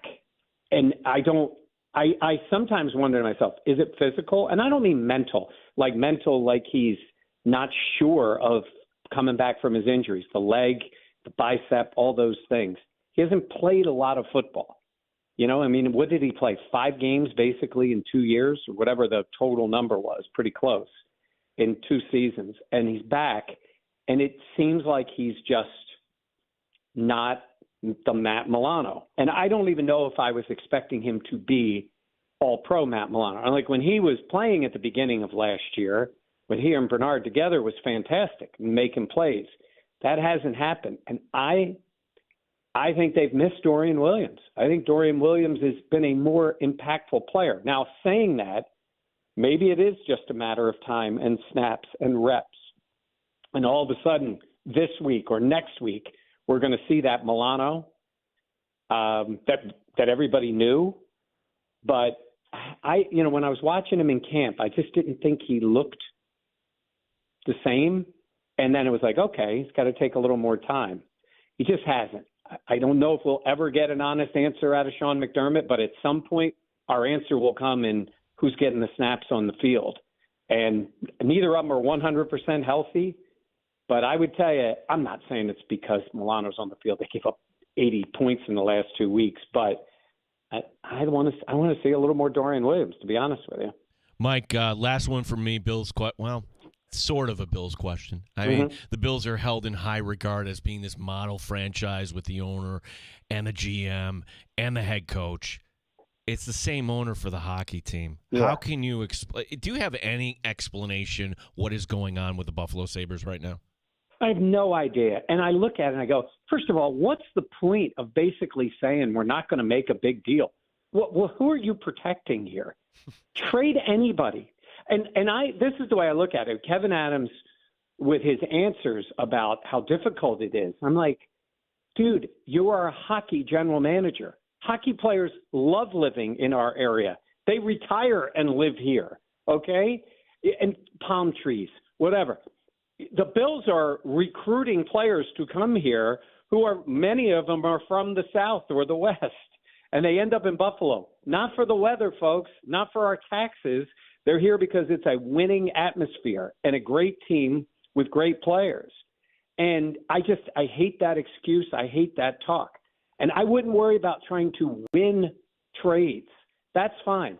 Sometimes you may give up more than you should, but it makes your team better, if that makes sense. You give up talent, maybe another draft pick, whatever it happens to be. You trade away a guy who does great in another place. Fine, as long as you get better. This 11 losses in a row and nothing is happening. And are you going to trust Kevin Adams now to fix it? I don't know. I don't see it. And I feel for the fans. What do you think that place is going to look like Friday night? No. I don't want to think about that. I actually think that what we're being served as far as the storyline of Terry Pegula speaking with the team and holding a meeting with the team, that this was a vote of confidence meeting. Maybe it's being presented as that, but I imagine it being fire and brimstone. Like, you guys are done with excuses. I'm paying you all millions of dollars to go win hockey games. It ain't changing because you're not happy with the coach or the GM. I'm the owner. Get out there and win. And my guess is that is about as well received as what we saw in an effort last night. It wasn't well received. Yeah, it was 2-0 in the first, and it could have been 5 or 6-0, and it did look like effort. And I don't know if guys are sitting there going, get me out of here, in that case. But nobody seems to be afraid of their jobs. I don't know. Again, I don't know what they're doing. I don't know if Terry has it in him for fire and brimstone to go in there in that room. You're right. He got the call right with McDermott and Bean, and he changed the culture, and Josh Allen and all those things. But that doesn't mean because you've gotten it wrong and gotten it wrong and gotten it wrong with the Sabres that you can't. I'm not even saying get it right, get it different. And I feel for Seth Appert. You guys know him. I believe that man can coach and he can change culture. And he's sitting there and people are giving him grief because the power play stinks. Really? Do we not think it's on the players? I mean, we can talk about schemes all we want and the way you go and play. I personally think this is not a knock on Lindy, but I personally think if you wanted to really take a chance, I think Seth Appert could have gone up there and gotten something different out of this team because they're sitting back entitled for some reason. I mean, it's unreal to watch. And like last night really should have been something against a Montreal team that isn't very good, and they just dominated you when you are sitting there lugging in a 10-game losing streak. So I don't know what's going to change. The weird thing is, because of the way the league is right now, they're not dead, but come on, that's just numbers at the moment. It's just a matter of time unless something drastic changes. And somebody we don't expect gets shipped out of town, and maybe that wakes up some of the players. But unless Rasmus Dahlin is the greatest player to ever take the ice, and he was out there for some of this, and getting him back will help. But it's really embarrassing it should be for the Pegulas, and it should be for the entire organization. Mike, how are you? I'm good. Yeah, because, when we last saw your baseball team, they lost to the Mets, and now the Mets get so – like you talk about the Bills being a destination. Yeah. How about Queens? How about Citi Field? It's Queens. It's just the big check. What are we talking about here? By the way, I saw a picture. Soto, did he get fat? What happened? I saw some picture of him. It looked like he put on some weight. Maybe, we'll see. He's enjoying They'll the be offseason. Fine. I mean, what could go wrong? I can't remember the last time the Mets spent a lot of money on big name players and how it worked out. But I think they ended up shipping them all out and finished in next to last place. But it'll be fine. Are you having your big meetings anytime? All the Mets fans? Met fan meetings where we're gonna I was ready to dress up as Grimace for Halloween, Mike. So that was very exciting.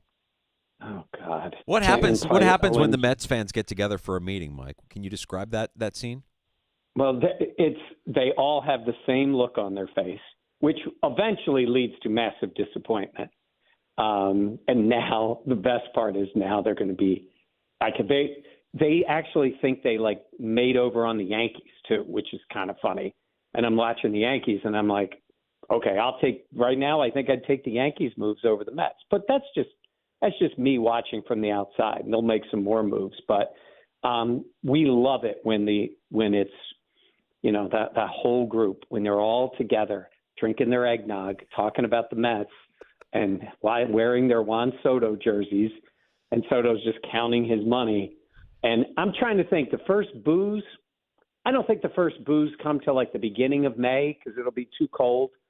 But then it'll be like, what happened to Soto? He just went from the Bronx to Queens, and he can't hit anymore. No. Batting eye doesn't take a slump. He will continue to get on base, and you're gonna have to deal with this guy for a decade now in the division, Mike. And that's why I want to know how are you doing? It's a holiday season. We're friends. I care about you. Yeah. Well, the best player is still in Philly, so I mean, come on, it's Bryce Harper. He's already a Hall of Famer. Juan Soto's a nice player. Oh, man. Harper's Gold Glove first baseman, and Soto's going to be a DH in like a month. How many days are we away from pitchers and catchers? It's still like at least 2 months here. Yeah, so, yeah. Okay. This is setting up the table nicely for the spring, Mike. Really appreciate it. It's going to be so much fun. Tell us about what you and the crew are working at there at Buffalo Plus so we can check out this week. Well, we just posted today.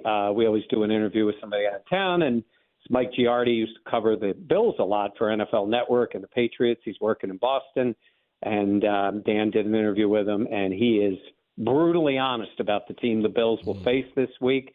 We have our live podcast tomorrow night at 7:15. We are always loaded up with content. Just go to Buffalo Plus. We got the whole team back. Dan, as far as we know, right now is at 3 children in holding.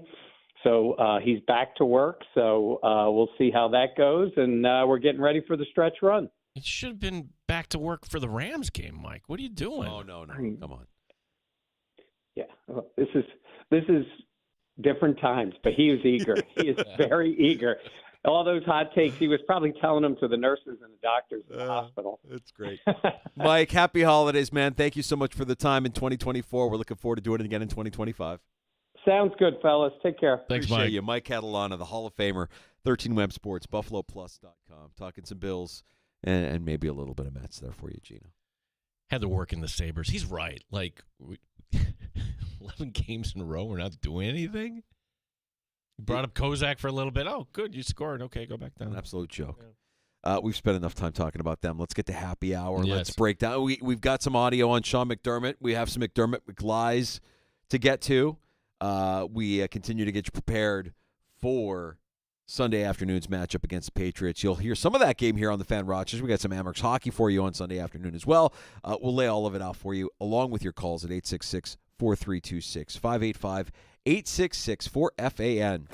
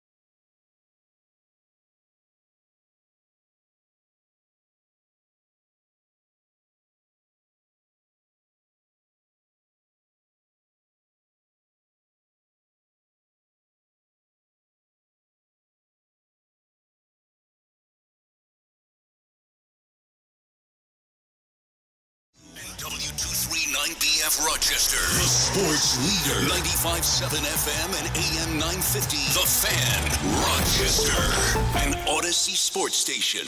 The Fan, Rochester, sports update. Yet more accolades for Josh Allen. He was named the AFC Offensive Player of the Week once again, third time this season. Allen not on the Wednesday injury report, today being just a walkthrough. Head coach Sean McDermott on Drake May. Yeah, very impressed. You can see a difference in their team since he's taken over. Certainly mobile, knows where to go with the football. Just a two-dimensional type of quarterback. Coverage will begin Sunday at noon. We'll go over to Amherst hockey Sunday afternoon. As the Amherst tonight, they're at home, looking to make it 5 in a row. Syracuse is the opponent. Don Stevenson and Mossbrooks will have your call beginning at 7. It's year number 5 for Matthew LeCroy back as manager of the Rochester Red Wings. He becomes the first manager to manage a team 5 consecutive years since Joe Altobelli. Gene Battaglia, The Fan, Rochester.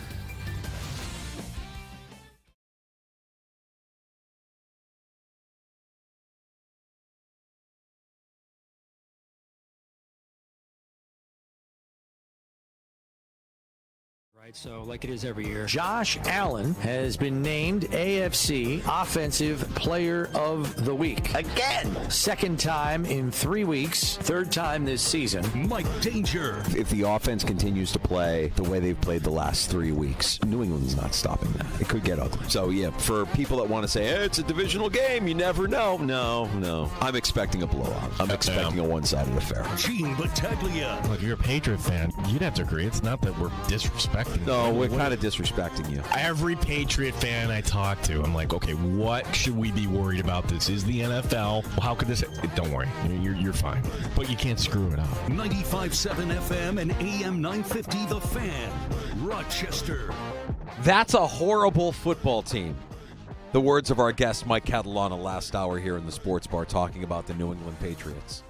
That's a horrible football team. In the history of the Sports Bar, have we ever had a week where we're just not even entertaining it? And it's not that we're being disrespectful. It's just we don't want to waste your time here. I'm trying to jar my memory. There have been some matchups where it's like, okay, they're going to handle their business. That's I remember a game against Houston a few years ago, or what? Right when they were the Super Bowl favorites and rolling. But even then, there is nothing on this team. The head coach looks like he should be a one and done. We're talking about Mr. Mayo, the fact that immature throwing your offensive coordinator under the bus. You're rooting for that to happen, right? That way we don't have to continue the Mr. Mayo bit and talk about. Yes, of course. I don't want that to happen. To this day, I'm like, is it Jared or Gerard? It's Gerard Mayo. Yeah, no, he corrected you. He made sure you knew. As a rookie, he made sure you knew. It's Gerard, not Jared. Yeah, but he's gone, right? And if you're the Patriots, if you're the Crafts, I have to imagine you're looking right now and you're saying, this might be our one opportunity to bring a Patriot home and kind of rebuild it and change up the culture. Wasn't that supposed to be the plan last year? You look back, there wasn't this interview process in New England. They didn't have to. If you promote from within, you don't have to abide by that stuff. So the hand-picked successor for Bill Belichick. Was that part of the agreement for Belichick to step aside? How much influence he had on Robert Kraft? What a whiff. Yeah. What a mess. Or was it just, hey, my parting gift to you is you clean up this guy. You clean up this mess. I'll leave you this mess. You're going to get rid of me? Have fun with this guy. Yeah, good luck. It's an opportunity. I think if you're Bill Belichick, you have to view it as, hey, he's had so many guys from his coaching tree flame out, right? The list is long. It's an abundant list of guys who just don't work once they don't get to work with Bill Belichick. And this is no different. It's just that it happens to be the same team that Belichick was coaching for.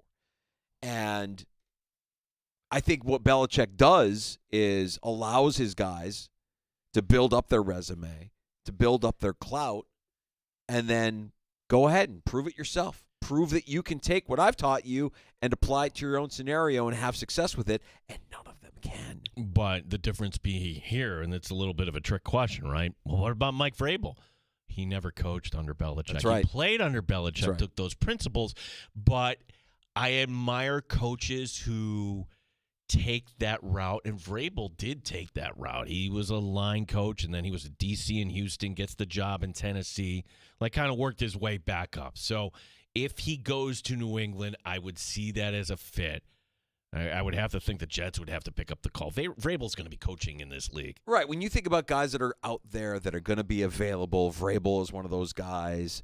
I hate to say it, but Arthur Smith, just speaking of Vrabel, I think Arthur Smith is going to be a name that people consider again because of what he's done with the Steelers. The hot name is Joe Brady. Joe Brady is going to be a name. Ben Johnson certainly will be at the top of the list, but people are beginning to realize, wait a second, how did Josh Allen take his game to this level? Wait a second. The Bills did this without Stephon Diggs. Joe Brady is going to get a lot of credit. He's going to get interviews if he nails one of them. New Orleans is the place. When I heard Catalana mention New Orleans, it's like, yeah, he's got a history with that LSU, area, and they like him, and that would energize a fan base that's pretty downtrodden right now. Can they get a quarterback? Carr's out. He's out, right? Yeah, Carr's done. Can you get a quarterback? Well, if you're going to get a quarterback, that's the guy that can work with a quarterback, right? Joe Brady's got that on his resume now. Look what I did with Josh Allen. You know, we had to move on from Diggs, and we gave him an MVP season. It's the flaw in the hiring system, though. Like, if this is the magical year for the Buffalo Bills and they get to the Super Bowl, more often than not, teams don't wait. There are exceptions. We pointed out with Carolina and Philadelphia. Both their coordinators were hired after the Super Bowl or was in progress during that. But teams don't like to wait because you want to build your staff now and you want to get going on the next season as soon as possible. And it is a little bit of a flawed system, the hiring process in the NFL. It sure is.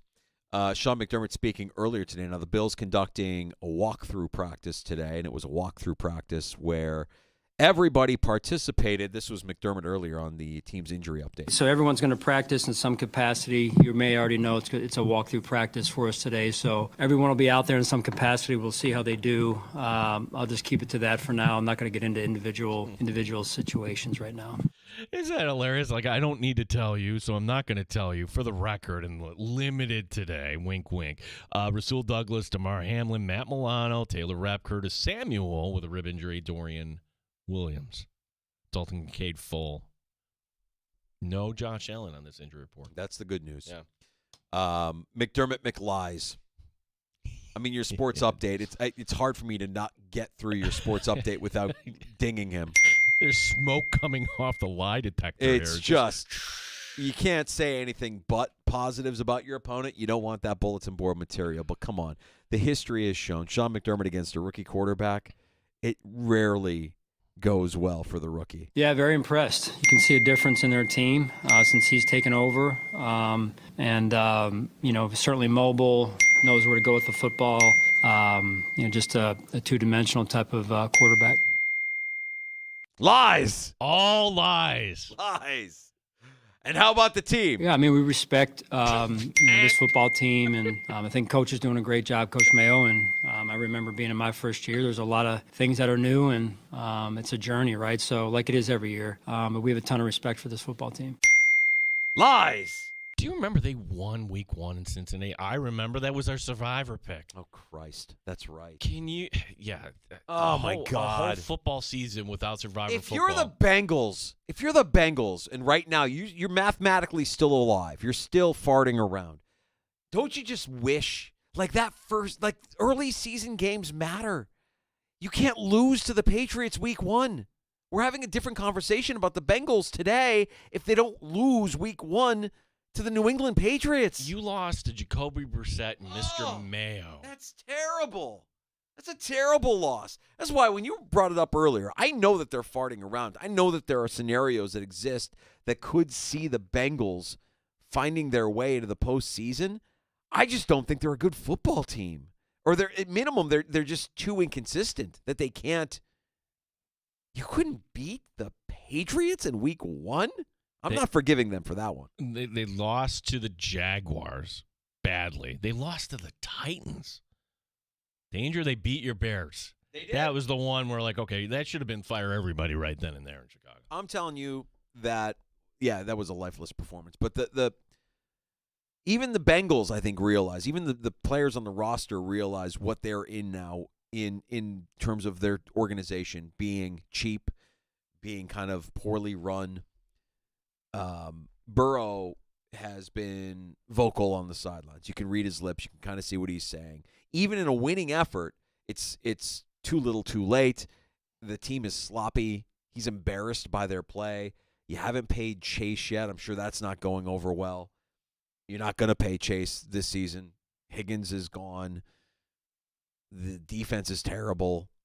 There's just it's an organization that once again is rearing its dysfunctional head. All that being said, they'll beat the Browns, and then you're setting up a scenario in Week 17 where you would say, if they beat Denver, this will present a scenario where they get in. People will be Denver would have to lose to the Chargers tomorrow night. Right. Well, put it this way. The loser of Chargers and Denver, if they lose out the next two, and Cincinnati wins the last three, then The Bengals are in. As long as the Colts and Dolphins lose once. Aha. Okay. Which, yeah. Right. So there's a lot of scenarios that could play out that could see Cincinnati playing a relevant game in Week 18. I just don't think they're a good football team this year. And Burrow has been fantastic. Statistically, eye-popping numbers. I want Jamar Chase on my team. That guy is sick.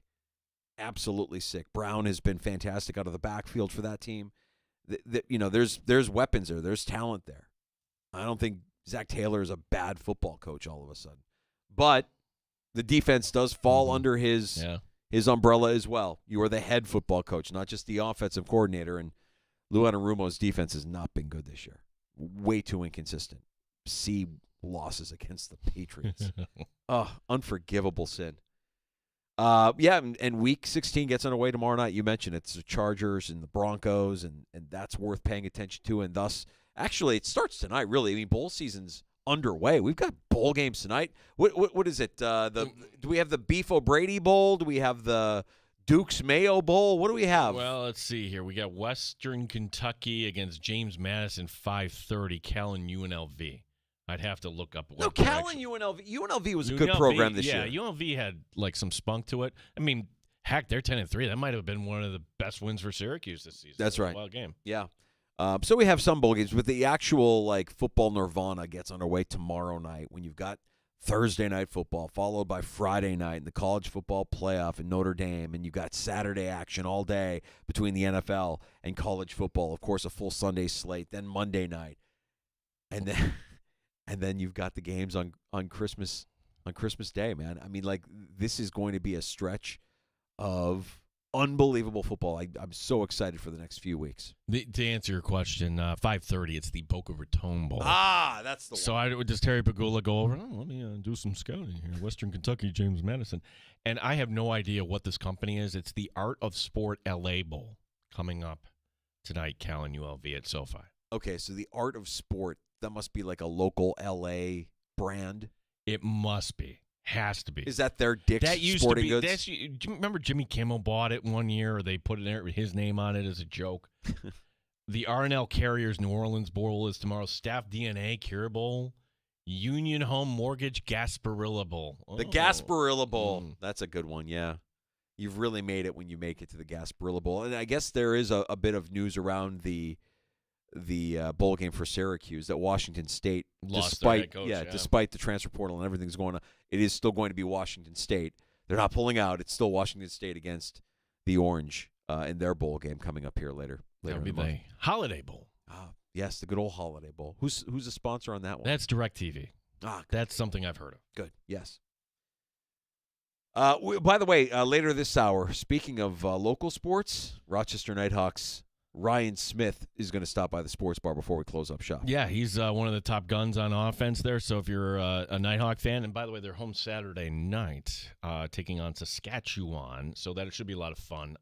Amherst tonight, looking to make it 5 in a row here. Yeah, we should just focus on talking about the Amherst instead of the other hockey team in the organization. It's amazing. Like in this era of Buffalo Sabres, I'm talking about Sabre Drudder, we've had so many low points, so many embarrassing quotes. And now you get this, that the owner took time out of his day, and the story we were fed was that he went into the dressing room and he addressed the team and said, I believe in you guys, and the answer lies within. Did that really happen? Well, maybe not in the tone that you're presenting it. Yeah. Like, hey, you're here because I believe in you. I pay you millions of dollars to play hockey. Go win an effing game. Stop it. Nothing's changing. So we're not getting the manager you don't like fired. We're not getting the head coach you may not like fired. Everything's status quo. That could have been it. But whatever the message was, for them to just face plant the way they did last night. It didn't resonate. It didn't connect. It is an unwatchable product. Yeah. And for anybody that says, well, that was rock bottom. No. May I point out Friday night, you're going to have 18,000 Leaf fans. Spend a lot of money in West New York, please. Please do that. Please. We welcome your tour.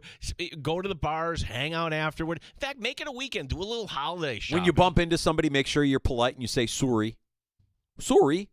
I heard sorry a lot when I went to the game against the Canadians on Veterans Day. Oh, excuse me. Sorry. My favorite. Love Canadians. Sorry. You know, the U.S. dollar right now, it's the best it's been since, I got to look up the year here, but it's 2002 or something like that. Yeah, it's 30% is the rate now. So if they're spending money here, Danger, boy, that's really spending money. Mm-hmm. Well, that's not even the low point. I mean, Friday could be bad, but I think the low point could be, well, let's look ahead into the schedule. Well, Gino. yeah. So what do we have? So we pointed this out earlier. It's a magical date, January 2nd. January 2nd, if the Sabres continue to lose to get to 18 being the franchise record, 18 tying the NHL record. We want greatness. It's not that far away, folks. Toronto, Boston may be down this year. No. They're going to take care of business Saturday night, please. All right, so it's at least going to get to 13. If you can get to 18, that game would be in Colorado on January the 2nd. Danger, I don't like the Sabres' chances going into Colorado, but it's not only a potential for 18 straight losses. January 2nd, 2025 will mark 5,000 calendar days since the Sabres' last playoff game. 5,000 calendar days. Chances are you may have a child that is younger than 5,000 calendar days. I love how when you contrast the two organizations and you say the Bills can't lose to the New England Patriots. It's the reverse with the Sabres. The Sabres can't beat the Boston Bruins. They can't beat Colorado. We want greatness. We want them to lose as many as in a row here as we. Let's go for the record, boys. Well, the thing that's most disturbing, and we have to admit when we were wrong on something. And I would champion. I said the second that he got let go by New Jersey. Bring him back in the New York Minute. We need an adult here. We need Lindy Ruff. He knows the market. He would know. He's broken. They broke him too. Yeah. They broke him too. You're gonna fire Lindy? When I listen to the players in the postgame and you listen to the Buffalo Sabres media asking them the same questions and they all kind of get hit with the same thing. To a man, they are just a downtrodden, defeated bunch of losers. There's no glimmer of hope. We got to look in the mirror. We got to be better. We got to look in the mirror. We got to be better. That's really the only message I'm hearing. I mean, short of what we heard Ryan O'Reilly say all those years ago of, I've just lost my love for the game. Nobody's saying that, but that's what they're giving us. Oh, my gosh. When I heard Lindy Ruff, when I talked, Darlene's not back yet. But you know what? I had a good long conversation with Darlene. Oh, my gosh. I love conversations. Hello. Conversations are great. How about some action? Yeah, winners move. Winners take action. And they have an agenda, and they cross off things, and they move on to the next thing. Well, Losers talk about it. I woke up this morning and said, for a little bit of a symbol for everybody watching on the stream on our YouTube channel at The Fan Rochester on Twitch, I'm going to go ahead and wear the sweater of an organization who is not very good. In fact, they've been downright bad. And there are a lot of bad things, not just on the ice, but also off the ice. But I can still say right now that my Chicago Blackhawks are better than the Buffalo Sabres. I mean, that's how bad the Sabres are. That a team is bad right now on and off the ice as the Blackhawks. Not a very likable team. Right now, better than the Buffalo Sabres, which is sad because the Sabres, there was some promise to earlier this season. We need the Bills to get to the Super Bowl this year. Like, we need them to get to the Super Bowl. That'll get us to February. Hey, maybe they win it all, and then we'll have a parade and everything else. And before you know it, we're talking about free agency and the draft and everything else. Yeah. Could we go through the winter without talking about the Sabres more than we are right now? Yeah, we'll continue to talk about the Amerks. Of course, the Amerks. That's our team. That's our team. But as long as that disease doesn't come down here, whatever that is. I'm so nervous about that, man. Mike brought up a good point too. He's a friend of the show, super fantastic guy. I'm afraid Seth Appert's going to be collateral damage. Yeah. I mean, that might have been the mistake that they made, leaning on Lindy, the experience of Lindy, rather than a guy who would have been different. It would have been different for them to promote Seth Appert. That would have been risky. That would have been Well, Seth Appert, and again, you don't know this reference. I'm only going through this now. I mean, Mike Danger, he'll add it to his list. You would love Ted Lasso. That's Seth. Positivity. Losing streak. We're going to figure this out, guys, for a young team. And they still are young. A lot of guys that he's worked with. A lot of guys that he spent one-on-one time with in Rochester. A lot of guys that have come up through the ranks with him. Maybe that was the mistake. And, man, I hope he's not collateral damage. I really do. But maybe Seth is even up there like, holy hell, this is what's been going on up here while I've been down winning games in Rochester. This is how the organization is run? Yeah. Do me a favor. Yeah, because I'm going to be a coach someday, whether it's here or somewhere else. I'm going to be a coach. We got to get to a round of shots. We got to make room for Ryan Smith of the Rochester Nighthawks, who's stopping by before 6 o'clock. What do we got on deck, Gino? Yeah, so the Yankees making a move here, but how's this going to play in the clubhouse with Cody Bellinger? I saw this. I think it's worth discussing. Oh, my God. It's a coincidence that, just going to have to file it away and just wonder if, the Yankees, if they even knew about this when they made the trade there. We got an update on the Rays. They passed their bond, but this is far from over. We'll explain what's coming up next here. And also,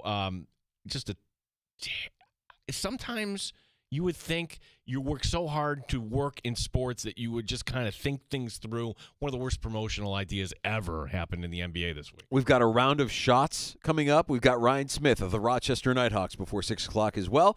You're in the Sports Bar with Danger and Battaglia. More next.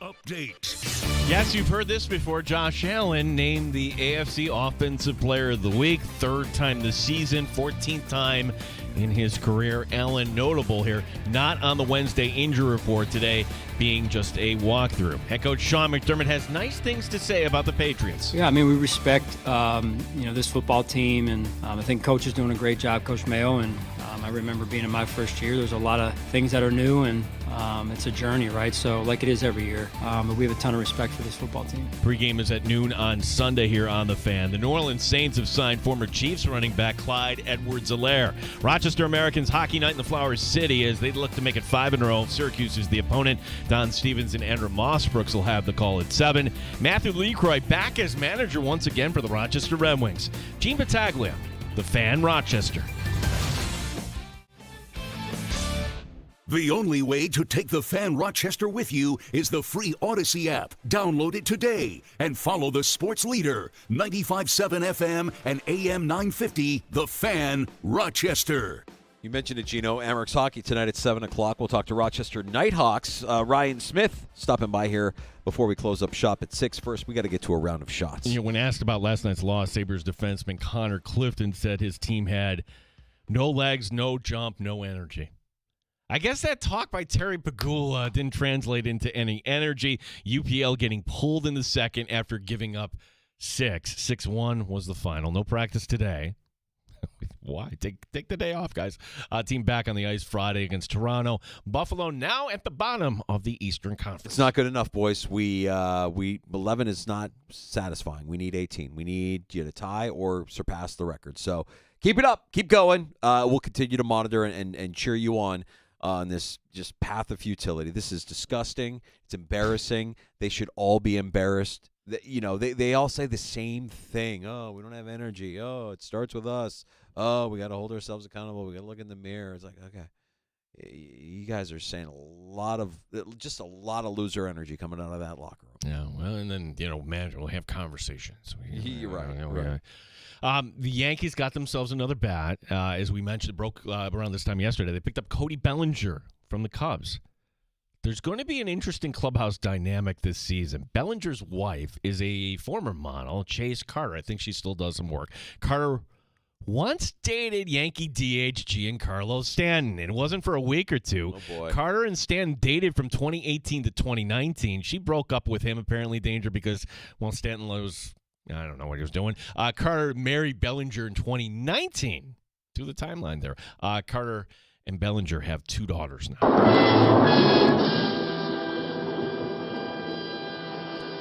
I try to think about what this means for the clubhouse. And I imagine you're talking about a room mainly full of alphas, right? Like just one alpha after another alpha after another alpha. And if both of these dudes are that, then it could get right. So, sorry if I'm getting a little too blue here, but you've heard the phrase Eskimo brothers. Yes, they are Eskimo brothers. They are Eskimo brothers, but it's not like you went on a few dates with somebody. That's an Eskimo brother. Like you dated somebody for 2 years, and now I've got to work with her husband. I mean, they're professionals. They're going to be fine, but you think they would be fine. But we don't know. Like, I don't know what led to the break. She broke up with him. Why? He was liking some other photos that he shouldn't have. That's the story that was fed. Yeah. Okay. So she was insecure about him, and he was sticking his nose into things he probably shouldn't have been sticking his nose into, being in a committed relationship. So just a little bit of, I really don't know. Not knowing the personalities, I imagine Stanton is a bit of an alpha. I'm not going to say Bellinger's a beta. I don't know. I really don't know. But I imagine if they're both making the kind of money that they're making to play baseball, that they'll keep it professional. And you won't hear, Stanton mention anything about Bellinger getting his sloppy seconds. The story that, and again, this predates you, Danger, but you remember Dennis Eckersley, right? Eck, of course. Eck, when he came up with the Indians, Cleveland, when they were called that back then. Fantastic picture. His wife left him for the center fielder. Danny Manning. Well, they knew they couldn't work it, so literally they gave him to the Red Sox. You settle this the way Dorn settled it with Wild Thing. You don't say anything. And then when you're at the most pivotal point of the season, when it's all on the line, I got one thing to say to you. You tell him exactly what he doesn't think you're going to say. And then when you win it all, you knock him the F out. That's what you do. Listen, you don't have any idea. Like, of all the guests we've ever had, we had Corbin Burnson on. And just for me to just say, Corbin, if I could just ask one question about the movie, just one, did you really connect? What did he say? Yeah, but Charlie likes to sell it a little bit there at the end. Yes, Pinellas County, Florida, passed the approval for their share of the financing of the Rays' $1.3 billion ballpark. It really doesn't mean shovels are going to be in the ground next week. Far from it. This was all to be approved earlier in the year. It wasn't, so the park isn't going to be ready until 2029. But because of the delay and because the paperwork doesn't say this now, the Rays are responsible for cost overruns. This delay opens the door for more negotiations, which the Rays are saying they're going to have. Just sell a piece of the team. Just follow the NFL's template. Sell minority shares of the team for that overrun. You get, a nice little infusion of cash, and you get some shovels in the ground and have this thing up and running by 2029. Problem solved. Done. Right. Yeah, Mike Danger solving the world problem. One of the dumbest corporate stadium names is no more. Guaranteed Rate Field for the Chicago White Sox has a new name. But the new name isn't much better. It's now just shortened, Rate Field. The stuff just writes itself, Danger. How would we rate the play of the White Sox in 24 at Rate Field? Okay, let's turn it into a CSI Miami Open. I guess after looking at their season, we would rate them lower than that. We can do better. We can do better. That is my favorite trivia question. You taught me this one. Last 7 years, the most playoff wins in Chicago is actually the White Sox? Correct. Correct. The hell that is my life. Finally, this has to be the most tone-deaf story of the year. Monday night, Charlotte Hornet game. The Hornets mascot comes out of center court dressed as Santa, okay? And it's a TV timeout. They invite the kid out, okay? A kid reads the letter to Santa, asking Santa for a PS5. Santa reaches into his bag. The Hornet mascot says, "Here's a PS5. Yay!" The crowd goes wild. The camera goes off. And an employee takes away the PS5 from the kid and gives the kid a Hornets jersey. The uncle's going great. Yeah, this actually happened. The team apologizing for this today, saying they're going to give the kid a PS5 after all. Wait, I don't understand. So they never intended to give him a PS5? They gave it to him, took it away, and gave him a jersey instead? Yeah. What are they doing? I mean, with the way it was being described to me, it's like, okay, this is good. They staged it. They knew he was going to ask for a PS5. They gave him a PS5. And then that's it. Congratulations. You look like heroes. Yeah. And they really thought the bit was more important than this poor kid's feelings. What was the bit? The bit was we're going to give you a jersey all along? He was going to ask for a Hornets jersey? The only thing I could think of was they didn't have it, and it was maybe some staffer that brought in their own PS5, and then... But even still, Danger. It's poor form. It's kind of a joke. And the NBA. Well, by the way, it's not lost on me that we're talking about a halftime promotion and not the NBA Cup, which came to its conclusion last night. That must have really been a big matchup, a big deal for us to... I mean, we spent zero time talking about that today. Well, if you listen to the Infinity Sports Network, you hear our friend, Bart Winkler. Bart. I'm so happy they gave him a slot, but it is in the dead of night here on the East Coast, 11 to 2 a.m., right before Amy Lawrence. Point being, Bart Winkler, when the Bucks were making their run years ago and they were down to the Suns, he had this bit, and he's very big into social, where, like, this is where the parade's going to be and this is where we're going to sit. And son of a gun, that's where the parade was, and this is where we're going to sit. Last night, in the wee hours of the morning in Milwaukee, there's no. It looked like downtown Rochester in the middle of the night. Like, he goes out there and he's like, nothing happening. Where is everybody? We should be celebrating the cup here. Why aren't we flipping cars? What's What's happened? going on? Yeah. Not that big a deal. Nope. But we'll see. They'll probably hang a banner. They'll probably make a big deal out of it. Well, it's a step in the process. It is a step in the process. It's not a failure. They got They the got win. the- Big grin on Giannis's face, hoisting that NBA Cup trophy. So, big congratulations to the Bucks who get over on Oklahoma City. Tonight in the NBA, 0 games. We need to recover. from that. Yes, that was such a it was such a whirlwind for Wow, everybody it's- involved. yeah. We need to take a break. We actually do need to take a break. We need to make room for Ryan Smith, Rochester Nighthawks. He stops by next. It's last call. You can join us at 866-4FAN, 585-866-4326.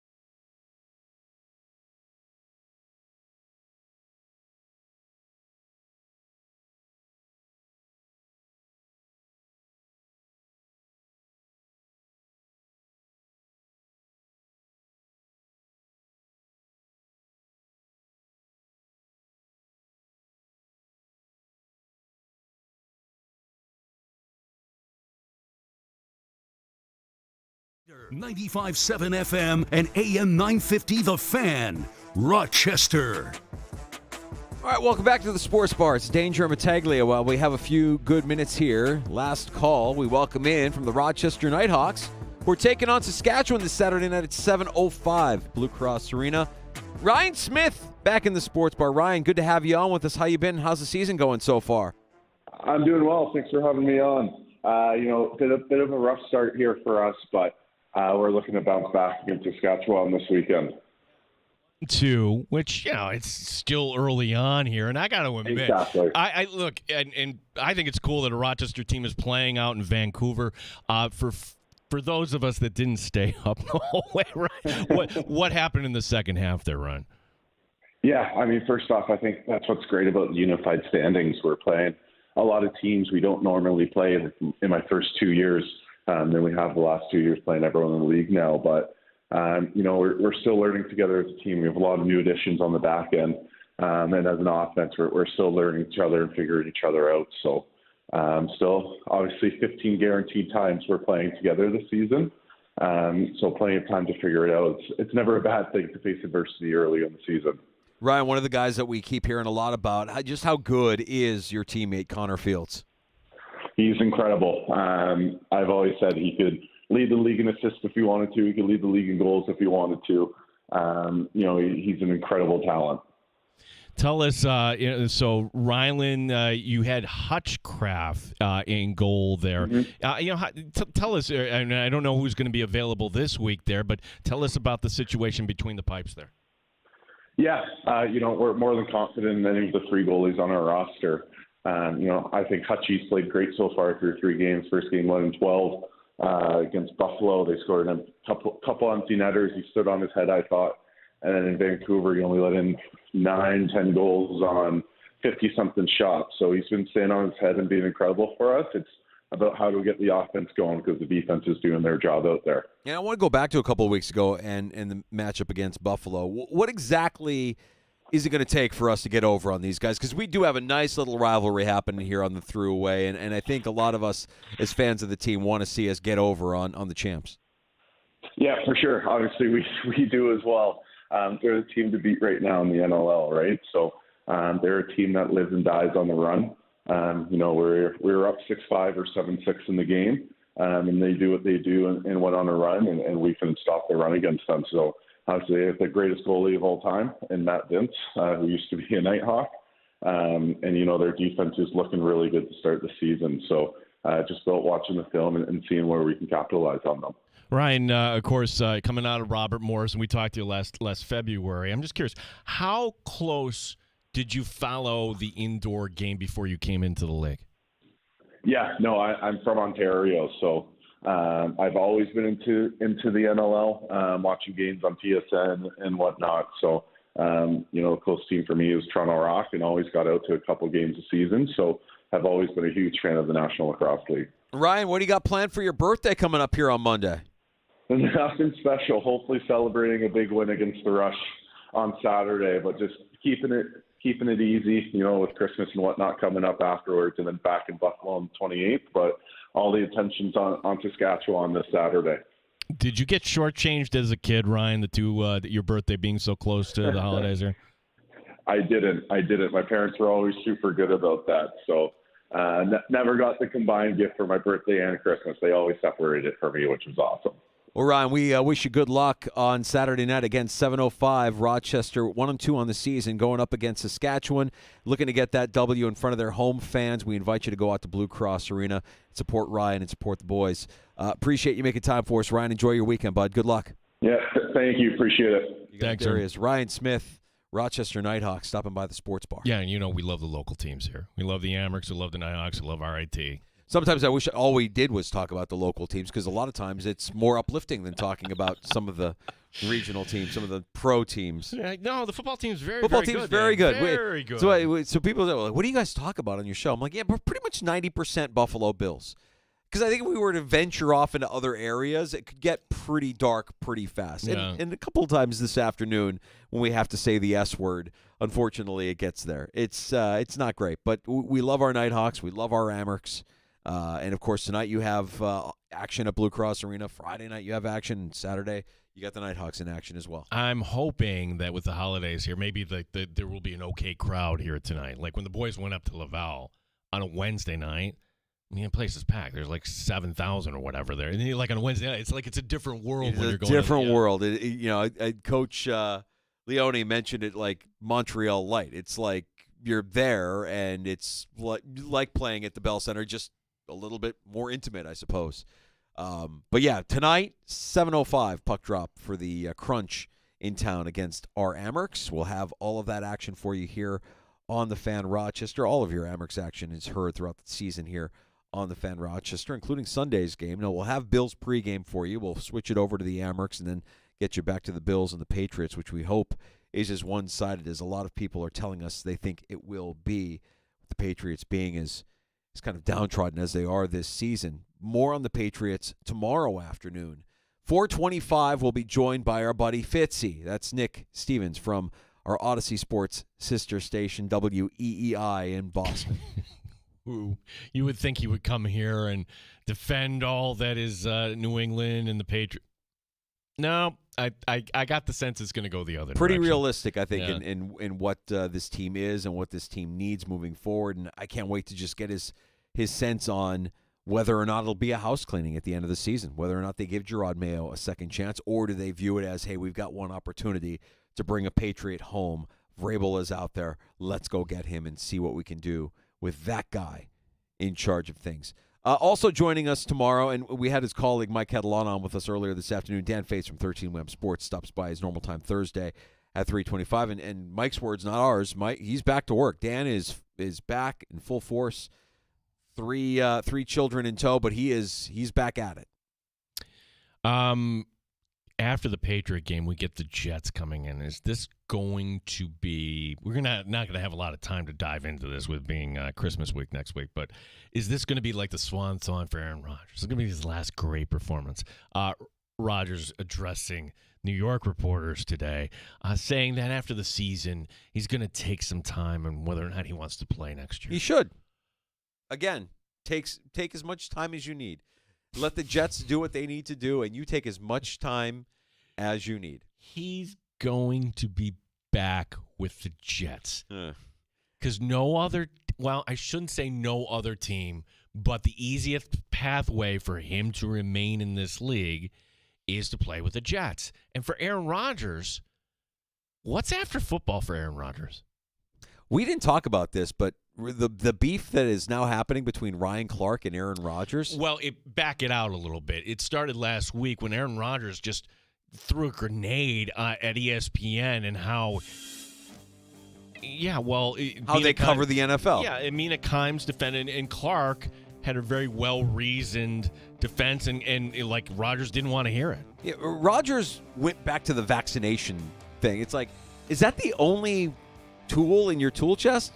COVID vaccination? We're still talking about that? Every time the guy speaks now, I just feel he gets less and less likable. And Ryan Clark, to his credit, he kind of fired back in a way that was classy, fact-based, not emotional. Dug it. Really dug. Ryan Clark was fantastic in defending himself and throwing it back at Aaron Rodgers. Strong take there, I say. Tomorrow, also take of the year. Oh, yes. Take of the year tomorrow afternoon in the Sports Bar. We will crown a 2024 Take of the Year champion. And we'll also be joined by Fatesy and by Fitzy. JR Sport Brief next on the Fan Rochester. Have a great night. Amerks hockey coming up at 7.